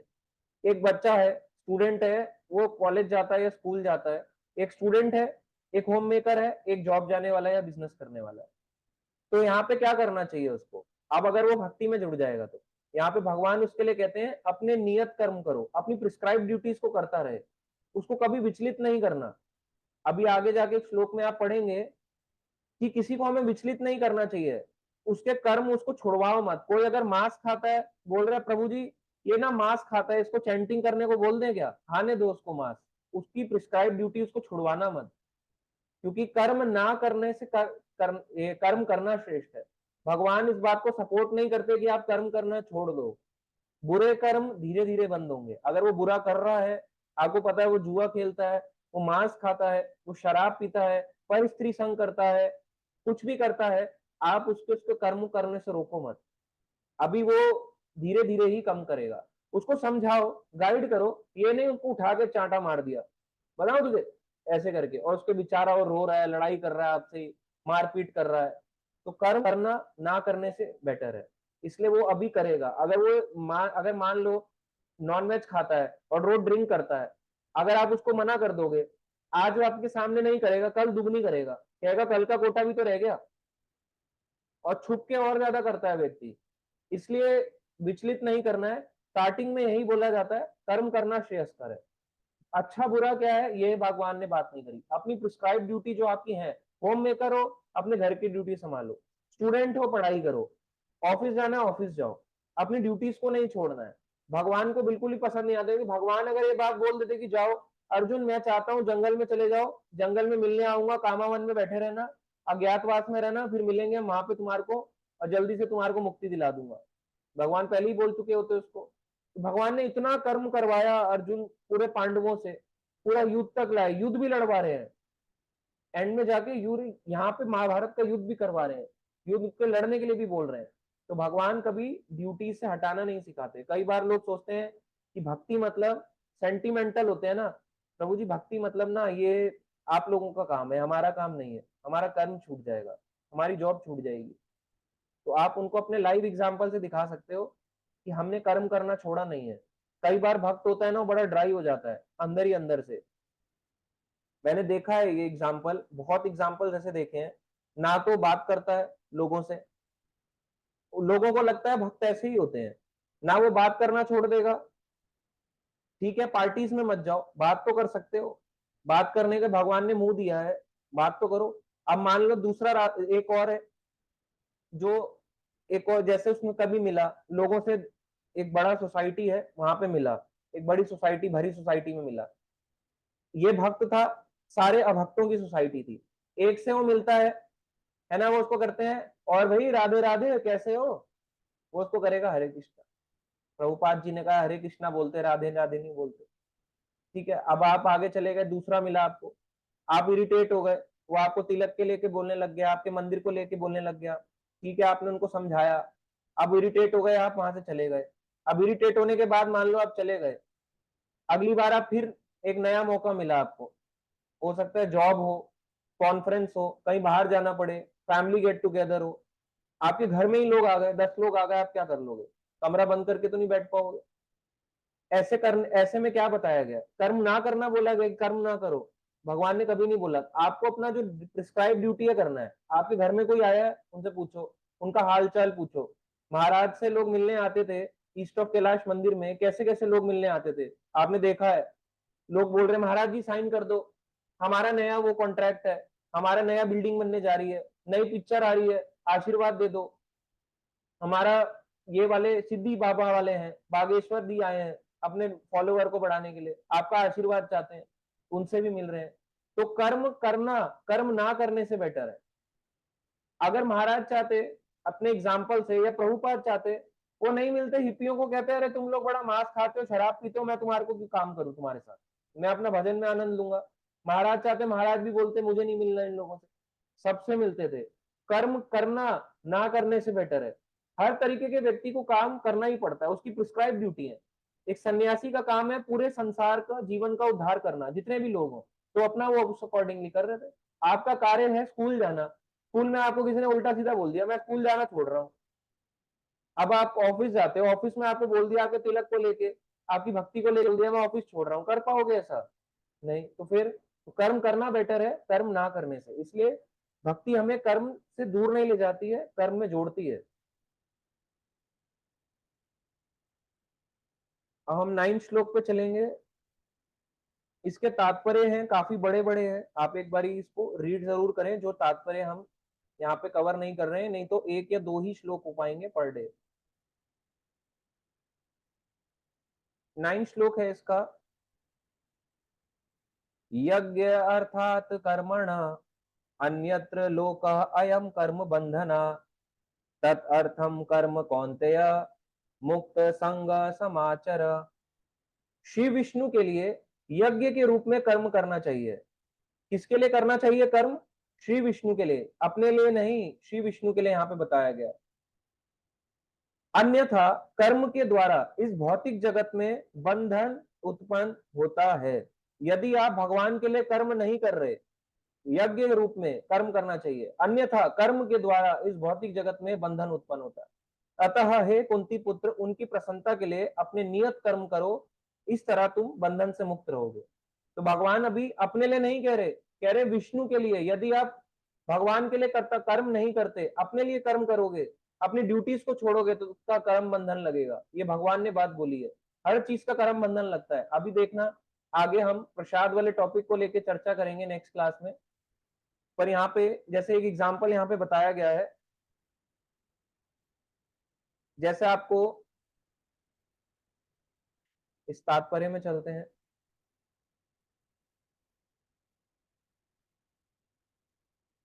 सारे यज्ञ भगवान विष्णु की प्रसन्नता के लिए हैं। जो भी आप यज्ञ करते हैं, देख रहे हैं मुंडन संस्कार हो रहा है, देखते हैं आप संन्यास दीक्षा हो रही है, आप देखते हैं पहली दीक्षा हो रही है इस्कॉन में। कई बार आप देखते हैं लोगों का ये हवन यज्ञ यानी यज्ञ, जो लोग अग्नि सोचते हैं, इस यज्ञ में और क्या होता है, शादी होती है, अलग अलग तरह के यज्ञ होते हैं। ये किसकी प्रसन्नता के लिए है? सारे यज्ञ भगवान विष्णु की प्रसन्नता के लिए। वेदों का आदेश है यज्ञो वे विष्णु, दूसरे शब्दों में चाहे कोई निर्दिष्ट यज्ञ संपन्न करे या प्रत्यक्ष रूप से भगवान की सेवा करे, दोनों एक ही प्रयोजन सिद्ध होता है। अतः जैसा कि इस श्लोक में संस्तुत किया गया है, कृष्ण भावनामृत यज्ञ ही है। तो यज्ञ ही है जो आप कर रहे हो।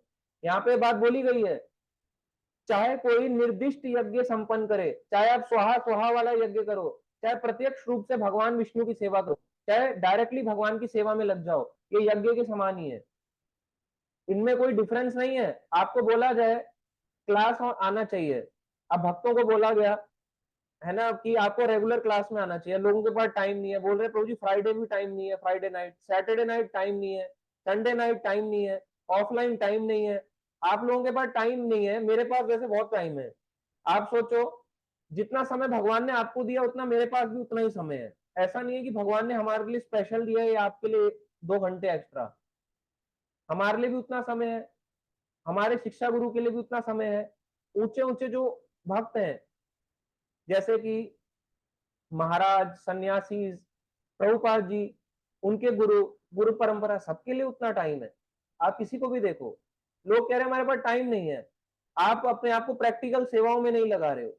अगर यहीं पे अभी हम बोले कि कल हम करने जा रहे हैं नरसिंह यज्ञ मंदिर में, हरि हरि बोल, और कल सबको मिलेगा फीस्ट प्रसाद, हरि हरि बोल, प्रसाद यज्ञ, अभी देखना कितनी भीड़ आ जाएगी। यज्ञ होगा वो तो भगवान के लिए रहा है, क्योंकि वो उसको यज्ञ समझता है, मगर प्रैक्टिकली भगवान की सेवा को इसको सेवा नहीं मानता। भगवान के बारे में सुनना भी बहुत बड़ी सेवा है। आप सुनने ही नहीं चाह रहे, आपको ये श्लोक पढ़ोगे खुद से भी कई बार, फिर आप कहोगे समझ नहीं आ रहे, बोर लग रहा है, आनंद नहीं आ रहा, तो आप पूछो। अकेले में तो आपको और अजीब लगेगा। आप जितना ज्यादा भक्ति में डीप जाते जाओगे, अकेले में आपको माया घेरेगी। ये बहुत बड़ी सेवा होती है, लोग प्रैक्टिकली अपने आप को सेवाओं में नहीं लगाते। सबसे पहली सेवा है, हमारी साधना कच्ची नहीं होनी चाहिए। यदि आप जिनके साथ जुड़े हो, मैं कई बार देखता हूँ लोग इधर उधर की फॉरवर्डिंग कर रहे होते हैं, रील लगा रहे होते हैं, वो लगा रहे होते हैं, इधर उधर सब कुछ भेज रहे होते हैं, मगर जो उनको सिखा रहा होता है उसी की क्लास में नहीं आ रहे होते। ये दर्शन देख लो, इस्कॉन जुहू के, इस्कॉन बैंगलोर के, चौपाटी के, दिल्ली के, सारे दर्शन देखो। यहाँ पे हम ये शेयर कर रहे हैं, इनकी रील है, इनकी रील है, ये मोटिवेशन रील है, ये कार्टून रील है, सब कुछ शेयर कर रहे होंगे, मोटिवेशनल कोट्स, ये कोट्स, वो कोट्स, और जो सिखा रहा है उसको कुछ नहीं। प्रभुपाद जी रो रहे हैं मेरी किताबें पढ़ लो, बार बार वो बोलते चले गए कि मैं उसको ही शिष्य मानता हूं जो मेरी किताबें पढ़ता है। आप इनको पढ़ नहीं रहे हो और फिर कह रहे हो जया जया प्रभुपाद प्रभुपाद। अब आपको कुछ समय के लिए अच्छा लगेगा, बाद में आपको ये भी अजीब लगने लगेगा कि गुणगान क्यों हो रहा है प्रभुपाद जी का, क्योंकि आपने पढ़ा ही नहीं। आपको उनसे भी द्वेष आ जाएगा। पहले हमारे को अपने आप को प्रैक्टिकल सेवाओं में लगाना है। अगर आप सोचोगे ये सेवा, वो जो यज्ञ होता है वो यज्ञ होता है, ये सेवाएं हमसे नहीं होती, ये प्रैक्टिकल सेवाएं यज्ञ नहीं है, तो आप गलत हो।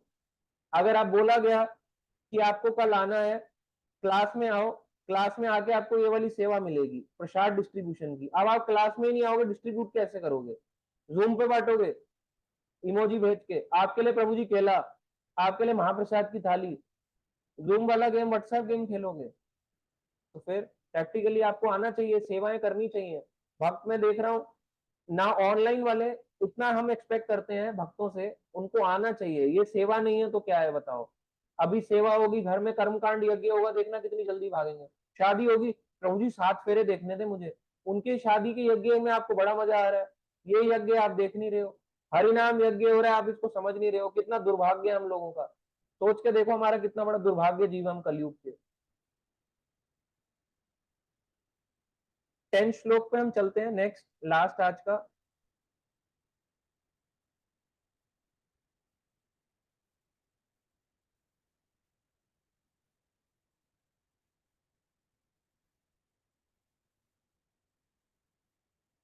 यहाँ पे बताया गया है, सृष्टि के प्रारंभ में समस्त प्राणियों के स्वामी प्रजापति ने विष्णु के लिए यज्ञ सहित मनुष्य तथा देवताओं की संस्थितियों को रचा और उनसे कहा, तुम इस यज्ञ से सुखी रहो, क्योंकि इससे करने से तुम सुख पूर्वक रहने और मुक्ति प्राप्त करने के लिए समस्त वांछित वस्तुएं प्राप्त हो सकेंगी।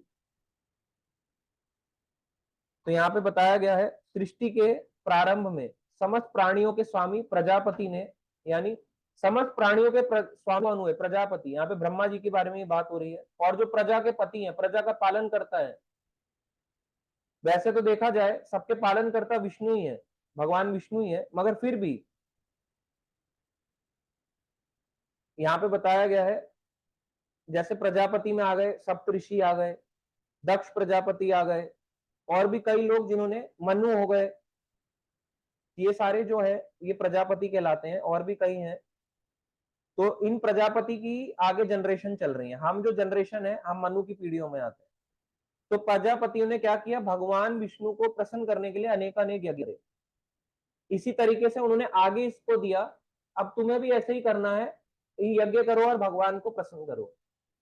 जैसे ब्रह्मा जी ने संसार रचा, कई उनके पुत्र हुए, जैसे उनके एक पुत्र हुए है ना, आगे उनकी जनरेशन में आए सप्तऋषि, उनमें से एक थे कश्यप। कश्यप की 2 वाइफ थी, कश्यप मुनि की, अदिति और दीति। अदिति माता से आदित्य आए, देवता आए, दीति माता से दैत्य आए। और भगवान विष्णु से जब ब्रह्मा जी आए तो ब्रह्मा जी के पुत्र हुए मनु। मनु की स्वयंभू मनु, तो स्वयंभू मनु की जो पीढ़ियां चली वो कहलाती है मनुष्य। तो मानव जाति जो हम है, मनुष्य इनकी पीढ़ियां कहलाते हैं। हम कश्यप की पीढ़ी नहीं है, हम मनु की पीढ़ी है। अब मनु की पीढ़ियों में जब हम आए तो मनु की पीढ़ियों में भी हम देखते हैं, इसमें भी कई वैरायटीज हैं, पर हमारे हैं कौन, मानव के पिता मनु। अब देखा जाए, अब ये जो इन लोगों ने यज्ञ किया, बड़े बड़े जो प्रजापति थे, इन्होंने किसकी प्रसन्नता के लिए किया, भगवान की। हम अपने आप को क्या बोलते हैं, अभी हम आपको बोले आप जानवर हो, नहीं प्रभु जी मैं जानवर नहीं हूं, मेरे को जानवर बोलते हो आप, बताऊं आपको, मैं मनुष्य हूं। तो मनुष्य, मनुष्य यानी आप मनु की प्रजाति में आते हो। मनु ने आपको क्या सिखाया, मानव जाति को क्या सिखाया कि हमें यज्ञ करने चाहिए, भगवान विष्णु की सेवा करनी चाहिए। करिए आपने भगवान की सेवा, तो आप अपने आपको मनुष्य क्यों कह रहे हो? फिर आप क्या हो, द्विपद पशु, 2 पैरों पे चलने वाला जानवर। आप मनु की पीढ़ी में नहीं आते। जो अपने आप को भगवान की सेवाओं में नहीं लगाता, मनु की बात को नहीं मानता, भगवान की प्रसन्नता के लिए कार्य नहीं करता, वो क्या है, द्विपद पशु। इस तरह से यहाँ पे बताया गया है कि आप जो भी चीज का भोग कर रहे हैं, अगर उसको भगवान को अर्पित नहीं करते, कोई भी उसके अपने कर्म फल को, आपको उसका दंड भुगतना पड़ेगा। तो यहाँ पे था ये। अभी हम और इसकी डिटेल में चर्चा कर सकते थे, बट इसमें बहुत सारा दिया हुआ है, श्लोक्स भी दिए हुए हैं, तो अभी हम इतना ही करेंगे। और श्लोका 10 तक हमने किया है, नेक्स्ट क्लास में हम 11 से स्टार्ट करेंगे। क्वेश्चन है 2 से 3, तो हम ले लेते हैं 2-3 क्वेश्चन।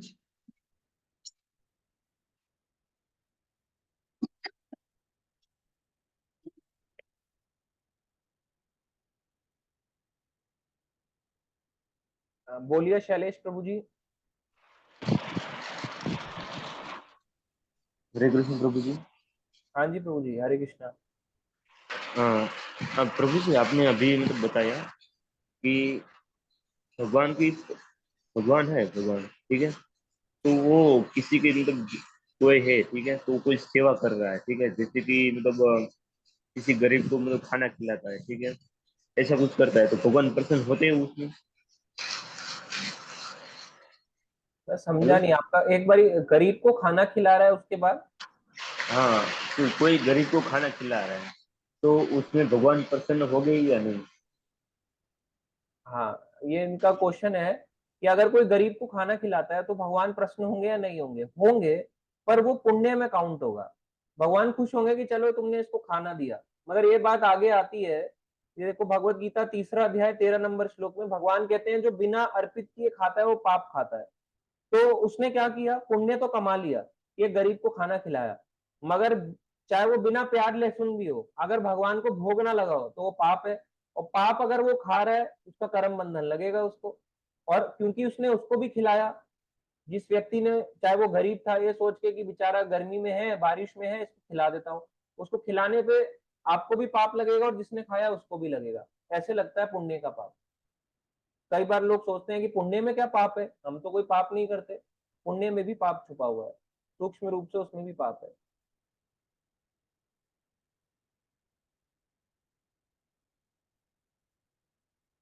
ठीक है प्रभु जी।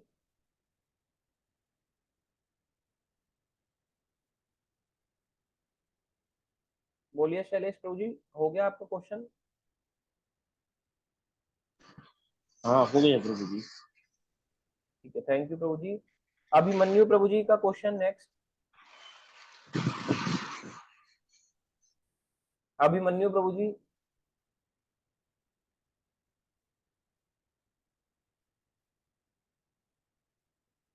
ठीक है, शिवानी माता जी। हरे कृष्णा प्रभु जी। हाँ जी, हरे कृष्णा माता जी। अच्छा प्रभु जी, हमारे दरवाजे जब कोई भिक्षा मांगने आता है तो हमें देना चाहिए या नहीं?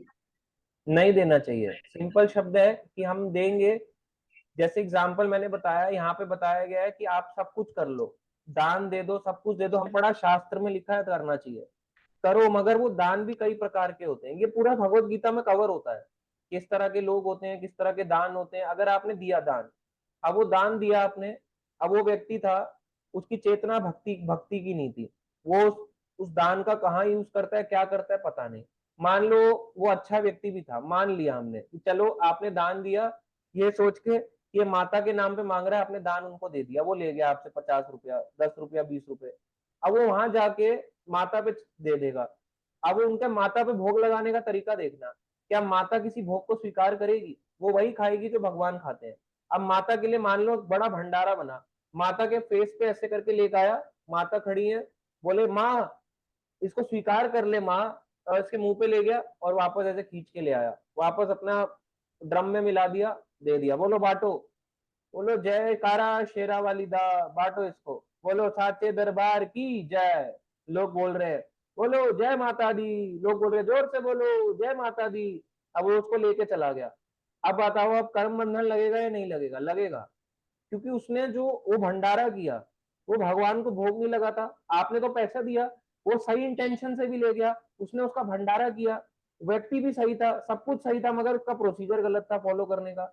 उसने खुद भी क्या किया, उस पाप को खाया और दूसरों को भी पाप खिलाया, तो हम भी उस पाप के भागीदारी हो गए, इसलिए हमें नहीं देना चाहिए। और ये तो होता है रेयर केस में, मोस्टली केसेस में क्या होता है, जो हम देते हैं दान ऐसा, वो कलेक्शन होता है, भीख कलेक्शन होती है पूरी की पूरी, कितनी किसने भीख मांगी पूरे दिन में, और वो भीख कलेक्शन होने के बाद ये तुम्हारा कोटा, ये तुम्हारा कोटा, आज के तुम्हारे 100 रुपए, आज के तुम्हारे 150 रुपए, आज के तुम्हारे 200 रुपए, इस तरह से भीख भीख डिवाइड होती है भीख कलेक्शन होने के बाद, इस तरह से होता है। और पूरे जितने भी आप सोचते हो भिखारी होते हैं, इन पे कोई नजर नहीं रख रहा, भगवान तो अल्टीमेटली रख रहे हैं, मगर इनकी पूरी कम्युनिटी एक दूसरे को देख रही होती है, एक एक कोने पे खड़े होके कौन कितना भीख ले रहा है, कोई अपने पास एक्स्ट्रा तो नहीं लग रहा, सारी इनकी चेकिंग होती है, जैसे पुलिस सिक्योरिटी वाली होती है ना, वैसी भिखारियों की पूरी चेकिंग होती है भिखारियों के गैंग में। आप इनको भीख दे रहे हो ठीक नहीं है। और मान लो अगर कोई देवी देवताओं के नाम पे भी मांग रहा है, व्यक्ति सही भी था, मगर उसने पर्पज उसको, प्रोसीजर उसका सही नहीं था ना, उसने भगवान को भोग नहीं लगाया, माता भी कैसे खाएगी उस भोग को? कभी नहीं खाएगी, उल्टा दोष देगी कि तुमने मेरे को ऐसा नहीं खिलाया जो कृष्ण प्रसाद नहीं था। तो ये है, इसलिए प्रभु हमें जी नहीं एक देना। और था कि हाँ जी, अगर मतलब कोई किन्नर समाज हमारे घर में कोई फंक्शन होता है, कोई भी हाँ जी। खुशी का होता है, तो वो हमसे मांगने आते हैं, तो उन्हें देना चाहिए या नहीं देना चाहिए? क्योंकि वो किन्नरों लोग को तो तो बहुत बिल्कुल कुछ भी नहीं बोलने देना चाहिए, लगते हैं, किन्नरों को तो बिल्कुल भी चाहे नहीं वो देना कुछ भी चाहिए, बोल लें। कुछ भी बोले। मैं आपको एग्जांपल देता हूँ, ये भी जी। बहुत अच्छा एग्जांपल है। जब मेरी मैरिज हुई तो मैं यहाँ पे भी आए, मेरे को बोलते हैं पंडित, ए पंडित ज्यादा मत बन, है ना, चल दे, ऐसे ऐसे करके वो बजाते हैं। मैं उनसे कुछ नहीं बोला, मैंने कहा छोड़ो, बोलने तो थोड़ी देर बोलेंगे, 1 घंटा बोलेंगे, आधा घंटा बोलेंगे, चले जाएंगे। कह रहे रुक जा, अभी अपने गुरु को बुलाओ। मैंने कहा बुला लो, कौन गुरु होगा? वो भी आए, अब वो भी किन्नर ही थे। अब हमने तो उनको रिस्पेक्टफुली बुलाया, घर में बिठाया, पानी दिया, पूछा कुछ खाओगे? कह रहे खाने वाने आए हैं क्या हम? हमने कहा हम तो यही दे सकते हैं, प्रसाद दे सकते हैं, और क्या लोगे? अरे खाने वाले ना आए हम, हमारे को क्या चाहिए, पैसा चाहिए। हमने कहा हम ये नहीं देते, प्रसाद है तो ले लो। कह रहे अच्छा प्रसाद, चलो प्रसाद दे दो। लिस्ट बनाने लग गई, अपने घर की पूरी लिस्ट बनाने लग गई, पूरा 10 किलो आटा, 10 किलो चावल, 10 किलो ये वाली दाल, 10 किलो वो वाली दाल, 10 किलो ये, 10 किलो वो, आप दे सकते हो उनको। उनका पर्पस क्या था? क्या वो भगवान के नाम से मांग रहे हैं? दान नहीं देना चाहिए, सिंपल। अगर आप सच में बचना चाहते हैं, भगवान और भगवान के भक्तों को दो। भगवान का भक्त ज्यादा से ज्यादा क्या कर लेगा? ज्यादा से ज्यादा क्या कर लेगा? मंदिर सेवा में लगा देगा। मगर अब कई बार लोग बोलते हैं प्रभु जी हम इनको जानते नहीं, इनको दान दे सकते हैं क्या? मत दो, आप फंस जाओगे। अगर आप ऐसे व्यक्ति को, भक्त को दान दे रहे हो जिसको आप जानते नहीं, आपका वो लेके भाग गया, फिर आप बोलोगे। मेरे साथ भी ऐसा हो चुका है। कई बार भक्त भी चालाक होते हैं, उनको लगता है कौन देख रहा है, ले जाओ, 10-15 हजार की तो बात है, ले जाओ इनका। ऐसे ही किन्नरों को अगर आप देते हो, किन्नर भी उसका मिसयूज ही करते हैं, और उनकी तो और ज्यादा कलेक्शन होती है, उनके तो पीछे और गैंग होता है। और आजकल ऐसा कुछ भी नहीं है कि इनकी कम्युनिटीज को जॉब नहीं मिल रही है, कुछ भी मिल रही है। अब इनके पूरे इक्वल राइट्स हैं हर जगह पे, कोई इनको ट्रीट करे ना करे, मगर इक्वल राइट्स इनको मतलब हमारे जो भी है कॉन्स्टिट्यूशन कह लें, इंडिया कह लें, गवर्नमेंट कह लें, उनको दे रही है राइट, हमें नहीं देना चाहिए। और ये किन्नर कोई कह रहे हैं, मेरे को उन्होंने बहुत कुछ बोला, आप बिलीव नहीं करेंगे, अरे तेरे कृष्ण ने हमारे साथ रासलीला रची है, हम थे रासलीला में, तुम बड़े आए रासलीला करने वाले, हमारे को नचाया, पता है रासलीला में किन्नर का ही नाम है सबसे ज्यादा, पढ़ो जरा। अब बताओ, अब आप इन लोगों को दान दोगे तो ऐसा दान क्या होगा, हमारे को नरक ले जाएगा। इसलिए हमें दान ऐसे लोगों को नहीं देना चाहिए, भगवान के भक्तों को दो, मंदिर निर्माण में दो, और भक्त भी कौन सा, जो आपका नोन है, अदरवाइज मत दो। बोले भक्त आपस में एक दूसरे की हेल्प कर सकते हैं तभी करो, यदि आप उनको जानते हो, बहुत स्ट्रॉन्ग बॉन्डिंग है तभी करो, नहीं तो उससे भी बॉन्डिंग भी खराब हो जाती है। इसलिए ऐसे बिना वजह का हमें दान नहीं करना चाहिए। अपने घर में बुलाओ, भक्तों को प्रसाद खिला दो, वैसे दे दो, कुछ और कर लो, मगर इन सब चीजों में नहीं देना चाहिए। किन्नर ये जो मांगने आते हैं 7 डेज के, गरीब व्यक्ति होता है, आप उनको प्रसाद दो, केवल एक चीज का दान दे सकते हैं, प्रसाद का। ठीक है माता जी, शिवानी माता जी। हरे कृष्णा प्रभु जी। अच्छा प्रभु जी, लास्ट लास्ट आप दिए या नहीं? नहीं मत नहीं देना चाहिए आपको, वो बोलेंगे क्योंकि आपका हमारे घर बदनाम हो जाएगा, जन्म के बर्बाद हो समय जाएगा, में वो कुछ नहीं। 7,000 लेकर चले गए थे। नहीं देना चाहिए, अब जो ले गए, पर हमें नहीं देना चाहिए। ठीक है प्रभु जी, हरे कृष्णा। हाँ, नहीं देना चाहिए। और उसी समय आप अपना नंबर है 100 नंबर डायल कर दो, 911 डायल कर दो पहले से ही। वो अलग बात है कि वो भी मिले हुए होते हैं, सबका कमीशन बंधा होता है, आप क्या कर लोगे बताओ। मगर हमें नहीं देना चाहिए, अड़े रहना चाहिए कि हम नहीं देंगे। कोई कितना भी बोल रहे हैं आपका घर भी विनाश हो जाएगा, ये हो जाएगा, अरे लोग एक दूसरे को, भक्तों भी तो लोग मान नहीं रहे, प्रभुपाद जी की मान नहीं रहे, प्रभुपाद की ना मान के, महाराज की ना मान के, तब उनका घर बर्बाद नहीं हो रहा है। किन्नर, पान थूकने वाला किन्नर आ गया, उसका घर उससे बर्बाद हो जाएगा। कितना मूर्ख है व्यक्ति, कर्म कांड में व्यक्ति इतना फंसा हुआ है। महाराज कह रहे हैं, है ना, chant attentively 16 rounds, follow 4 regulatory principles, कह रहे हैं इनसे कुछ नहीं होता। अरे हमारा, हम किन्नर रहेगा ना, किन्नर बोलेगा थूकने वाला, इसकी हम मानेंगे। प्रभुपाद जी रो रहे हैं, मेरी बुक्स पढ़ो, इनको बांटो, एक एक घर में मैं चाहता हूँ मेरी बुक डिस्ट्रीब्यूट हो, एक एक व्यक्ति को डिस्ट्रीब्यूट करी जाए, वो उस पर कोई ध्यान नहीं दे रहा। अरे बोल गए क्या फर्क पड़ता है, उन वो पाप लगे ना लगे, इन चीजों पे हम ध्यान दे रहे हैं कि गुटखा थूकने वाला कितना हमारे को वो दे जाएगा। अरे देने दो, बोले वंश विनाश हो जाएगा, हो गया, हरे कृष्णा हो गया, आपने बोला तो हो गया, कुछ नहीं होता। कलयुग में कोई किसी को श्राप नहीं दे सकता, कोई नहीं दे सकता। और इसकी गलत, अगर कोई गलत जुबान से बोलता है आपको, उसी के साथ वो होने वाला है। As you sow so shall you reap, जैसा बोओगे वैसा मिलेगा। और आज अगर उनने बोया है, उनको कल ये चीज रिटर्न में आने वाली है, या तो कमिंग फ्यूचर में, या फिर आने वाले टाइम में, अगले जीवन में। यश माने प्रभु जी। हरे कृष्णा प्रभु जी। तो पहले तीसरे श्लोक में हमने देखा भक्ति योग और ज्ञान योग है आत्म साक्षात्कार के लिए। तो हाँ ज्ञान जी। योग तो हम उस चैप्टर में देखेंगे डिटेल में, लेकिन ज्ञान योग से भगवान को कैसे प्राप्त किया जा सकता है? भक्ति करनी होगी ना भगवान को प्राप्त करने के लिए, ज्ञान योग से तो सिर्फ समझ सकते हैं। देखो इसी में लिखा है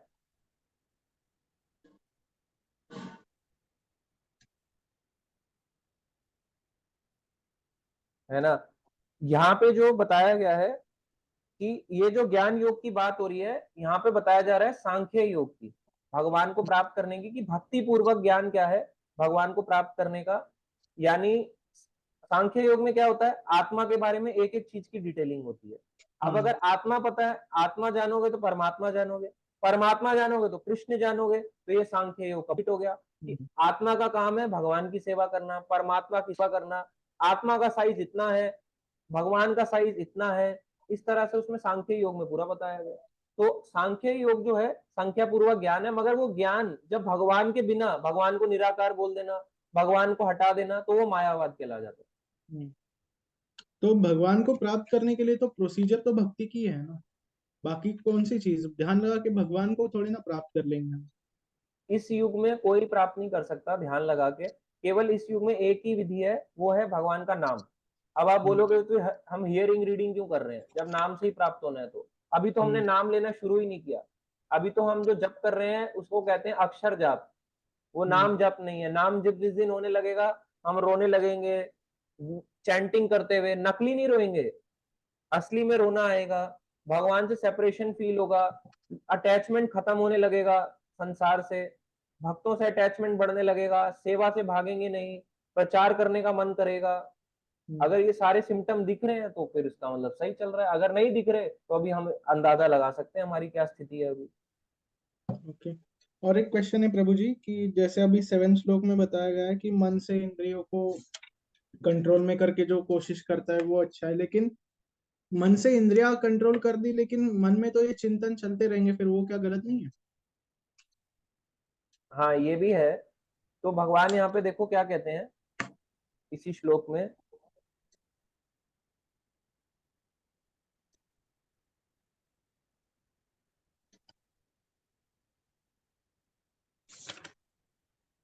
सेवंथ नंबर श्लोक है, दूसरी ओर यदि कोई निष्ठावान व्यक्ति अपने मन के द्वारा कर्म इंद्रियों को वश में करने का प्रयत्न करता है और बिना किसी आसक्ति के कर्म योग कृष्ण भावनामृत में प्रारंभ करता है तो वह अति उत्कृष्ट है ना। तो यहाँ पे बताया गया है कर्म योग कृष्ण भावनामृत में प्रारंभ करता है तो वह अति उत्कृष्ट है, यानी अपना जो कर्म इंद्रियां है इससे प्रैक्टिकली अगर वो भगवान की सेवा करता है, वाणी से भगवान का गुणगान करना, हाथों से हमने बताया सेवा करता है, ऑटोमेटिकली मन भी वहीं जाएगा। जैसे 5 घोड़े हैं, 5 घोड़ों पे 5 ऐसे करके रस्सियां लगी हुई है, ये 5 घोड़े हैं, इन पे ऐसे करके रस्सियां लगी हुई है। अब रस्सी को अगर पकड़े रखोगे तब तक पकड़े रखोगे, थक जाओगे तो घोड़े भागने लगेंगे। मगर इन घोड़ों को अगर काम दे दिया जाए कि तुम घास चरो, तुम गाजर खाओ, तुम ये वाला काम करो, तुम ये वाला काम करो, तुम ये करो, 5 को कार्य पे लगा दिया। अब अगर एक घोड़ा इधर भागा तो रस्सी यहाँ जाएगी, मगर एक घोड़ा दौड़ा नहीं, ये घास खाने गया। दूसरा घोड़ा इधर गया तो ये गाजर खाने रुक गया, तीसरा घोड़ा इधर गया कुछ और काम करने लग गया, चौथा कुछ और, पांचवा कुछ और। तो मन भागेगा नहीं, भगवान की सेवा में रहेगा मन भी। और जब मन भगवान की सेवा में रहेगा तो यही यहाँ पे लिखा गया है फिर आगे। बहुत सिंपल करके बताया आपने, डायरेक्टली मीनिंग समझ आ गया। और बस एक लास्ट क्वेश्चन प्रभु जी कि जैसा अभी पूछा था माता जी ने दान देना चाहिए नहीं, लेकिन कुछ रिचुअल्स बने हुए हैं तो एक पर्टिकुलर कम्युनिटी है कि उनका जो मतलब रोज के जीवन होता है वो उसी पे चलता है। तो मैं भी ऐसी कम्युनिटी से बिलोंग करता हूँ जिनका वर्क ही यही है। मतलब अभी तो वो पुराने समय में था, अब सब अपने अपने काम करते हैं, लेकिन उनका काम ही यही है और उनको जो दक्षिणा मिले उस पे फिर वो निर्वाह करते हैं अपना। तो उनको अगर हम किसी फंक्शन के लिए बुलाते हैं तो उनको तो देना चाहिए ना, क्योंकि उनका वो प्रोफेशन है। देखो जिनका प्रोफेशन है, जैसे एग्जाम्पल ले रहे हैं कि आपने अपने यहाँ पे जैसे एक फंक्शन किया, एक खाने बुनाने वाला बुलाया, उनका प्रोफेशन है, वो क्या करेगा, आप उसको बुला सकते हो। अगर आपको पता है बहुत बल्क में बन रहा है, आप ऑब्वियसली नहीं बना सकते 500 लोगों का। आपको पता है कि 100 200 500 लोगों के लिए आपको एक हलवाई चाहिए होगा, उसके साथ खड़े हो जाओ, वो देखो कि साफ सुथरा होके बना रहा है नहीं बना रहा है, ऐसा तो नहीं पान गुटखा बीड़ी खा रहा है। वो सी चीजें हमें देखनी चाहिए, ऐसा ना हो ऐसे बना रहा है और उसी हाथ से कड़छियां चला रहा है। तो ये सब चीजें नोटिस करनी चाहिए कि कितना वो उसको कर रहा है, कितनी शुद्धता का पालन कर रहा है, बस उसको देखते रहो इन सब चीजों में। तो हमने उनका काम नहीं छीना है, जिसका जो काम है उसको लगा रहे हैं। मगर जहां तक कम्युनिटी की बात आती है किन्नर की, उनका कोई ऐसा यूज नहीं है, आप उनको किस काम में लगाओगे। और ज्यादातर लोग जो हैं वो लड़के ही होते हैं, जस्ट वो बने हुए हैं, उनका कोई पर्पज नहीं है। अगर आप देना चाहते हो प्रसाद से भी खुश हो जाना चाहिए, और आप मांग नहीं कर सकते। वो आते हैं घर पे मांग करते हैं 5000 10,000 15,000 20,000, वो मांग कर रहे हैं, मांग के दान नहीं लिया जाता कभी भी। हाँ बट जैसे कोई पर्टिकुलर देवता है तो उनके जो फॉलोअर्स है अगर उनका कोई काम मतलब होता है, वैसे कुल देवी का कुल उनका, तो अगर वो करने आ रहे हैं घर में तो मतलब उनका वो कम्युनिटी उस पे चलती है, तो उनको तो हमें पैसे देने ही चाहिए अगर मतलब काम करा रहे हैं उनसे तो। क्योंकि मेरे जो मतलब मेरी जो कास्ट है उसका तो वही काम है, आपके लेकिन करते नहीं है वो अलग बात है। आपके किसका काम है? जो यहाँ पे तुळजा भवानी करके पूरे महाराष्ट्र की कुलस्वामिनी है, तो उनके लिए एक वाद्य बजाया जाता है और उनका एक फंक्शन होता है प्रॉपर। तो वो पर्टिकुलर कास्ट उसी के लिए है, जैसे ब्राह्मण पूजा करता है वैसे ये एक पूजा वाली ही कास्ट है जो फंक्शन रहता है प्रॉपर उनके लिए। तो अगर वो जाए कहीं पे अपना काम करे तो उनको पैसा देना ही चाहिए। देखो इसमें समझदारी ये है, अगर आपको लगता है आपके परिवार वाले उसमें इन्वॉल्व हैं और अगर वो देंगे ही देंगे, तो उनको देने दो। आप समझा दो, नहीं भी दोगे तो चलेगा, पर अगर वो देना चाहते हैं तो उनको देने दो। अगर बाकी आपका रास्ता है, आपकी जब जनरेशन आएगी, आपका जब समय आएगा, आप मत बुलाना। आपको क्लियर है कि मुझे भक्तों को बुलाना है, मुझे भक्त चाहिए, कम्युनिटी नहीं चाहिए। भक्त का कम्युनिटी हो ज्यादा अच्छा है, पर क्योंकि एज अ पेरेंट्स वो नहीं मानेंगे, छोटे से बड़ा व्यक्ति कभी भी नहीं सुनना चाहता, आप उनको ज्यादा उपदेश मत दो इसका। लेकिन क्या वो लोग पाप कर रहे हैं जो, लेकिन वो तो उनका काम ही है, वो पीढ़ी पीढ़ी चल आ रहा है, तो वो पाप थोड़े ना है। वो तो मांग देखो करेंगे, उनका प्रोफेशन है, घर चलाना है। देखो वो कर क्या रहे हैं वो डिपेंड करता है उस पैसों का लेके। अगर वो सही यूज कर रहे हैं तब तो ठीक है, मांस खा रहे हैं, शराब पी रहे हैं, तब तो फिर कोई क्या कर सकता है। ये भी गुटखा खा इम्पोर्टेंट है। गए, आप क्या कर लोगे? आजकल ज्यादातर बचे ही नहीं ब्राह्मण है समाज प्रभु जी, गुटखा सब खा ऐसे रहे ही हैं। है। आजकल बचे ही नहीं है। हाँ, ठीक है, ठीक है, thank you thank Prabhu you ji, Prabhu ji. बहुत अच्छी अभिमन्यु, क्लास थी, बहुत हाँ अच्छा हाँ, लगा। पूछो, आप पूछो, आपका क्या क्वेश्चन है? नहीं, क्वेश्चन नहीं है, मेरे क्वेश्चन हो गए। क्लास बहुत अच्छी थी, और क्लास लेने से ही मेरी सारी प्रॉब्लम सॉल्व हो जाएगी, ऐसा लग रहा है। थैंक यू प्रभु जी। नेक्स्ट है अभिमन्यु प्रभु जी का लास्ट क्वेश्चन, फिर हम चैट बॉक्स में देखेंगे। हरे कृष्णा प्रभु जी। प्रभु जी, जैसे मान लो कि हमने भगवत गीता में ये पढ़ा था कि भगवान श्री कृष्ण ही मतलब सृष्टि रचाई है। तो प्रभु जी, जैसे मान लो जिन लोग, ये आपने जिन संस्थाओं का नाम बताया था कि हम मोटिवेट हो जाते हैं, मतलब डिवाइडेड हो जाते हैं, तो प्रभु जी वो तो यही बोलेंगे, तो ये आपका भगवान श्री कृष्ण ही करवा रहे हैं, तो उनको कैसे बताएं कि आप मतलब, इसका यही क्वेश्चन है मतलब कि अच्छा, वो तो मतलब दूसरे संस्था वाले ये बोलेंगे, मतलब दूसरे नॉन डिवोटी यही बोलेंगे कि आपकी कृष्णा की वजह से तो लोग उधर जा रहे हैं, मतलब डाइवर्ट होकर के, तो इन लोगों को कैसे एक्सप्लेन करेंगे हम लोग कि वो गलत जगह जा रहे हैं।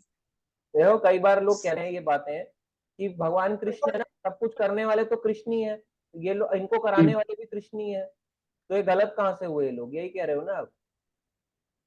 हाँ, मतलब वो ये बोलेंगे कि मतलब भगवान श्री कृष्ण ही कर रहे हैं, तो हम लोग गलत जगह कैसे हो सकते हैं, मतलब गलत संस्था में कैसे जा सकते हैं हम लोग। जैसे आपने ओसोबन का एग्जाम्पल दिया था ना, उससे रिलेटेड था मेरा क्वेश्चन।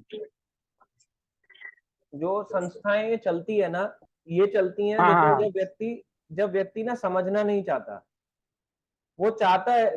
प्रभुपाद ये कहते हैं कि देखो कोई ठगना नहीं, कोई ये नहीं कहता कि मैं तुम्हारे को ठगने आ रहा हूं। लोग चाहते हैं कि हमें ठगने वाले मिले। आर्टिफिशियल ज्वेलरी की डिमांड क्यों है? जो लोग नहीं खरीद सकते, अफोर्ड नहीं कर सकते, उनको आर्टिफिशियल ज्वेलरी चाहिए, मत पहनो, आर्टिफिशियल ज्वेलरी बनेगी नहीं। पर और ऐसे ही जिन लोगों को सस्ता उपचार नहीं चाहिए, भक्ति के रास्ता चाहिए, वो सस्ते उपचारों पे नहीं जाएंगे। पर जिनको चीटिंग करने वाले चाहिए, उनको चीटिंग करने वाला समाज मिल भी रहा है। चीटर्स गॉट चीटेड, ये भी चीटर थे, इनको भी चीटर मिल गए। चीटर्स गॉट चीटेड, चीट हो रहे हैं एक दूसरे से, तो ये चल रहा है सिस्टम। तो वो चाहते हैं तो ये चाह रहे हैं लोग। और जहां तक भगवान कृष्ण की बात है, अगर सब कुछ भगवान कृष्ण करा रहे हैं तो इनको बोलो, अगर सब कुछ भगवान कृष्ण ही करा रहे हैं, इसका मतलब आप जो कर रहे हो ये भी भगवान कृष्ण करा रहे होंगे। तो भगवान कृष्ण करा रहे हैं तो भगवान कृष्ण को दो। भाई आपके पास पैसा आ रहा है तब तो नहीं बोल रहे कि भगवान कृष्ण करा रहे हैं, ये भगवान का ही है। आपने बोला ये शरीर से जो भी मेरे से भगवान करवा रहे हैं, भगवान करवा रहे हैं। अब आपके पास जो आ रहा है इसका मतलब वो भी आपका नहीं कि भगवान ने करे तो भगवान को दो। देंगे वो 1 रुपया भी? 1 रुपया भी नहीं देंगे। इतना मुश्किल है। लोगों के इतने खराब थॉट्स हैं इन चीजों को लेके। इन सोसाइटीज में ना उठे ना बैठे। आज हमने जो दो दो तीन तीन चार हमने कुछ सोसाइटीज के नाम लिए, बिल्कुल उठना बैठना, इनकी रील शेयरिंग करना, जो वीडियो दिखी रिपोर्ट मार दो। लोगों के जीवन बर्बाद हो गए, घर बर्बाद हो गए, लोग परेशान हैं। लोगों के घर में रिश्ते टूट गए। कई लोगों के घर में इतना लोग फ्रस्ट्रेट हो गए कि उसने आत्महत्याएं कर ली, सुसाइड कर लिए। इन सोसाइटीज का बहुत बड़ा हाथ है उसके पीछे, लोगों को मिसगाइड करने का। ये कलयुग के बहुत बड़े असुर हैं जो ये लोग हैं। प्रभु जी वही था ना। हाँ प्रभु जी, मैं ये कह रहा था, मेरा दूसरा एक क्वेश्चन था कि जैसे मान लो कि आपने बोला था कि ओशो वाले जो महिलाओं को जो है, लेडीज लोगों को दीक्षा देते हैं, तो प्रभु जी किस आधार पर वो दीक्षा देते हैं उन लोगों को, वो कैसे गाइड करते हैं उन लोगों के लिए। उनका कोई आधार ही नहीं है। वो ये देखते हैं कि इसके पास कितना पैसा है, हमारे काम में है या नहीं, बस इसको दे दो, यही है। और वो दीक्षा नहीं है। जिसको लोग सोचते हैं दीक्षा हो गई, नाम बदल लिया, वो दीक्षा नहीं है। वो तो केवल नाम बदलने वाला सिस्टम है।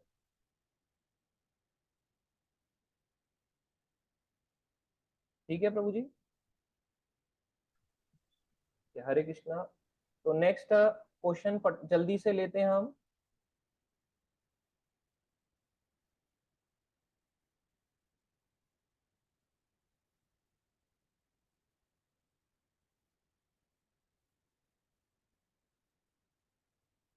सॉरी फॉर लेट कुसुम माता, कोई बात नहीं। नेक्स्ट है दीप कौशिक माता जी, ऐसे ही बोलते हैं सब बट ये गलत है। प्रीति शर्मा माता जी, मैं संडे को पानी डाल देती हूँ तुलसी में, डालना चाहिए माता जी, डाल सकते हैं। हनुमान जी, यश प्रभु जी कह रहे हैं हनुमान जी कितने सहनशील हैं। गीतांजलि माता जी कह रही है सीपी के हनुमान टेम्पल में भी ऐसे ही भोग लगाते हैं बस प्रभु जी, बिल्कुल सही, ऐसे मुंह पे लाएंगे हटा देंगे बस। केतन प्रभु जी कह रहे हैं चंडी का वर्क करना, चांदी का वर्क लगाना गलत है, वैसे हनुमान जी के ऊपर मैंने भी काफी जगह देखा है, बिल्कुल रॉन्ग है ये।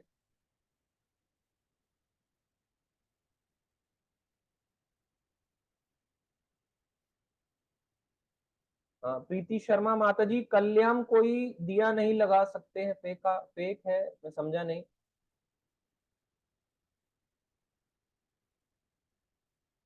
नेक्स्ट क्वेश्चन आएगा, ठीक है। Thank you Gitanjali Mata ji, thank you Reena माता जी, थैंक यू मधुर माता जी। ज्योति पांडे माता जी कह रही है प्रभु जी मेरे एक रिलेटिव बोल रहे थे कि स्पॉन का एक चीज गलत लगता है, वो लोग लोगों पे प्रेशराइज करते हैं भक्ति करने के लिए, बट मैं उनको आंसर नहीं दे पाई सही से। जो लोग ऐसा बोलते हैं आपको प्रेशराइज करा जा रहा है, उनको आपको एक जवाब देना चाहिए, बोलो आपको भक्ति सिखाई जा रही है। एक व्यक्ति है जो है ना बोल रहा है, एक व्यक्ति को बचाया जा रहा है, नरक मत जाओ, नरक मत जाओ, तुम्हारा भला हो जाएगा, वो कहेगा नहीं नहीं मुझे नरक जाने दो, मेरा इच्छा है बहुत ज्यादा। तो किसकी गलती है बताओ? जो नरक जा रहा था या उसको बचा रहा था? ऐसे उनको प्रेशराइज नहीं किया जा रहा, उनको बचाया जा रहा है, उनकी जिंदगी को सेव किया जा रहा है। कोई यहाँ पे खड़ा है आत्महत्या कर रहा है, आत्महत्या करने वाले का हाथ खींचा जा रहा है, आत्महत्या करने वाला लड़ाई करेगा ना उससे कि मुझसे लड़ो, मेरे को क्यों आत्महत्या करने नहीं दे रहे, मगर वो कह रहा है आत्महत्या मत करो, प्रेत बन जाओगे, भूत बन जाओगे। तो गलती किसकी है? बचाने वाले की या आत्महत्या करने वाले की? आत्महत्या करने वाले की। तो जो भक्ति करवा रहे हैं उनकी कोई गलती नहीं है, वो प्रेशराइज नहीं है। Thank you Shivani Mata ji, thank you Anita Patra Mata ji, thank you Gitanjali Mata ji, thank you Jyoti Ahuja Mata ji, thank you Deepanshu Bansal Prabhu ji, thank you Rashmi Ranjan Prabhu ji, thank you Adarsh Shetty Prabhu ji, thank you Preeti Rajput Mata ji, thank you Jyoti Pandey Mata ji, thank you कुसुमीना माता जी। एक मनोज साहनी प्रभु जी का क्वेश्चन है लास्ट। थैंक यू अजय प्रभु जी, थैंक यू इवलिन माता जी। हाँ जी प्रभु जी। प्रभु जी एक चीज पूछना था मुझे। हरे कृष्णा। हाँ जी। ये मतलब इस्कॉन के अंदर मतलब ये है कि मतलब अपनी ही वाइफ को माता जी बोले तो थोड़ा अजीब लगता है। नहीं बोलना चाहिए, अपनी वाइफ माता है ही नहीं, गलत है। जैसे होता ना अब इस्कॉन में ऐसे बोलते हैं ऐसे कि ना कोई, वो नहीं, वो सब मूर्ख है। अपनी वाइफ को हाँ कौन माता अच्छा। बोलता है? अपनी वाइफ को माता नहीं बुलाते हैं, अपनी वाइफ को नाम से बुलाते हैं, आप करके बुलाते हैं, नाम से बुलाते हैं, माता नहीं जैसे बोलते। कितनी अपनी बार वाइफ मैंने को सुना है इस्कॉन में सुना है मैंने वो कि गलत है, रोहिणी। गलत है ना वो प्रभु जी? गलत है। अगर कोई ऐसे ठीक है। बोलता है, मैंने भी सुना है भक्तों को, है ना, वो अपने वाइफ को बुला रहे हैं, सुनो माता जी और उसी को बुला रहे हैं। तो अपनी वाइफ को कभी माता जी नहीं बुलाते, अपनी वाइफ को आप करना चाहिए, या नाम से बुला सकते हैं, पर ये नहीं बोलना कभी भी। नाम से बुलाओ, मंदिर में भी नाम से बुला सकते हैं। ठीक ठीक है प्रभु जी। थैंक यू श्रुति माता जी, थैंक यू प्रीति शर्मा माता जी, थैंक यू मनोज प्रभु जी। ठीक है, हम एंड करते हैं, नेक्स्ट क्लास करेंगे संडे, और जिसका कोई क्वेश्चन है वो पर्सनली पूछ सकता है। संडे ऑनलाइन 8 PM जूम पे। हरे कृष्णा हरे कृष्णा हरे कृष्णा कृष्णा कृष्णा हरे हरे, हरे राम राम राम हरे हरे। हरि हरि जय जगत गुरु शिला प्रभुपाद जय भक्तों की जय निताई गौर प्रभु जी प्रेमानंद की जय। हरि हरि हरि बोल। प्रभु जी की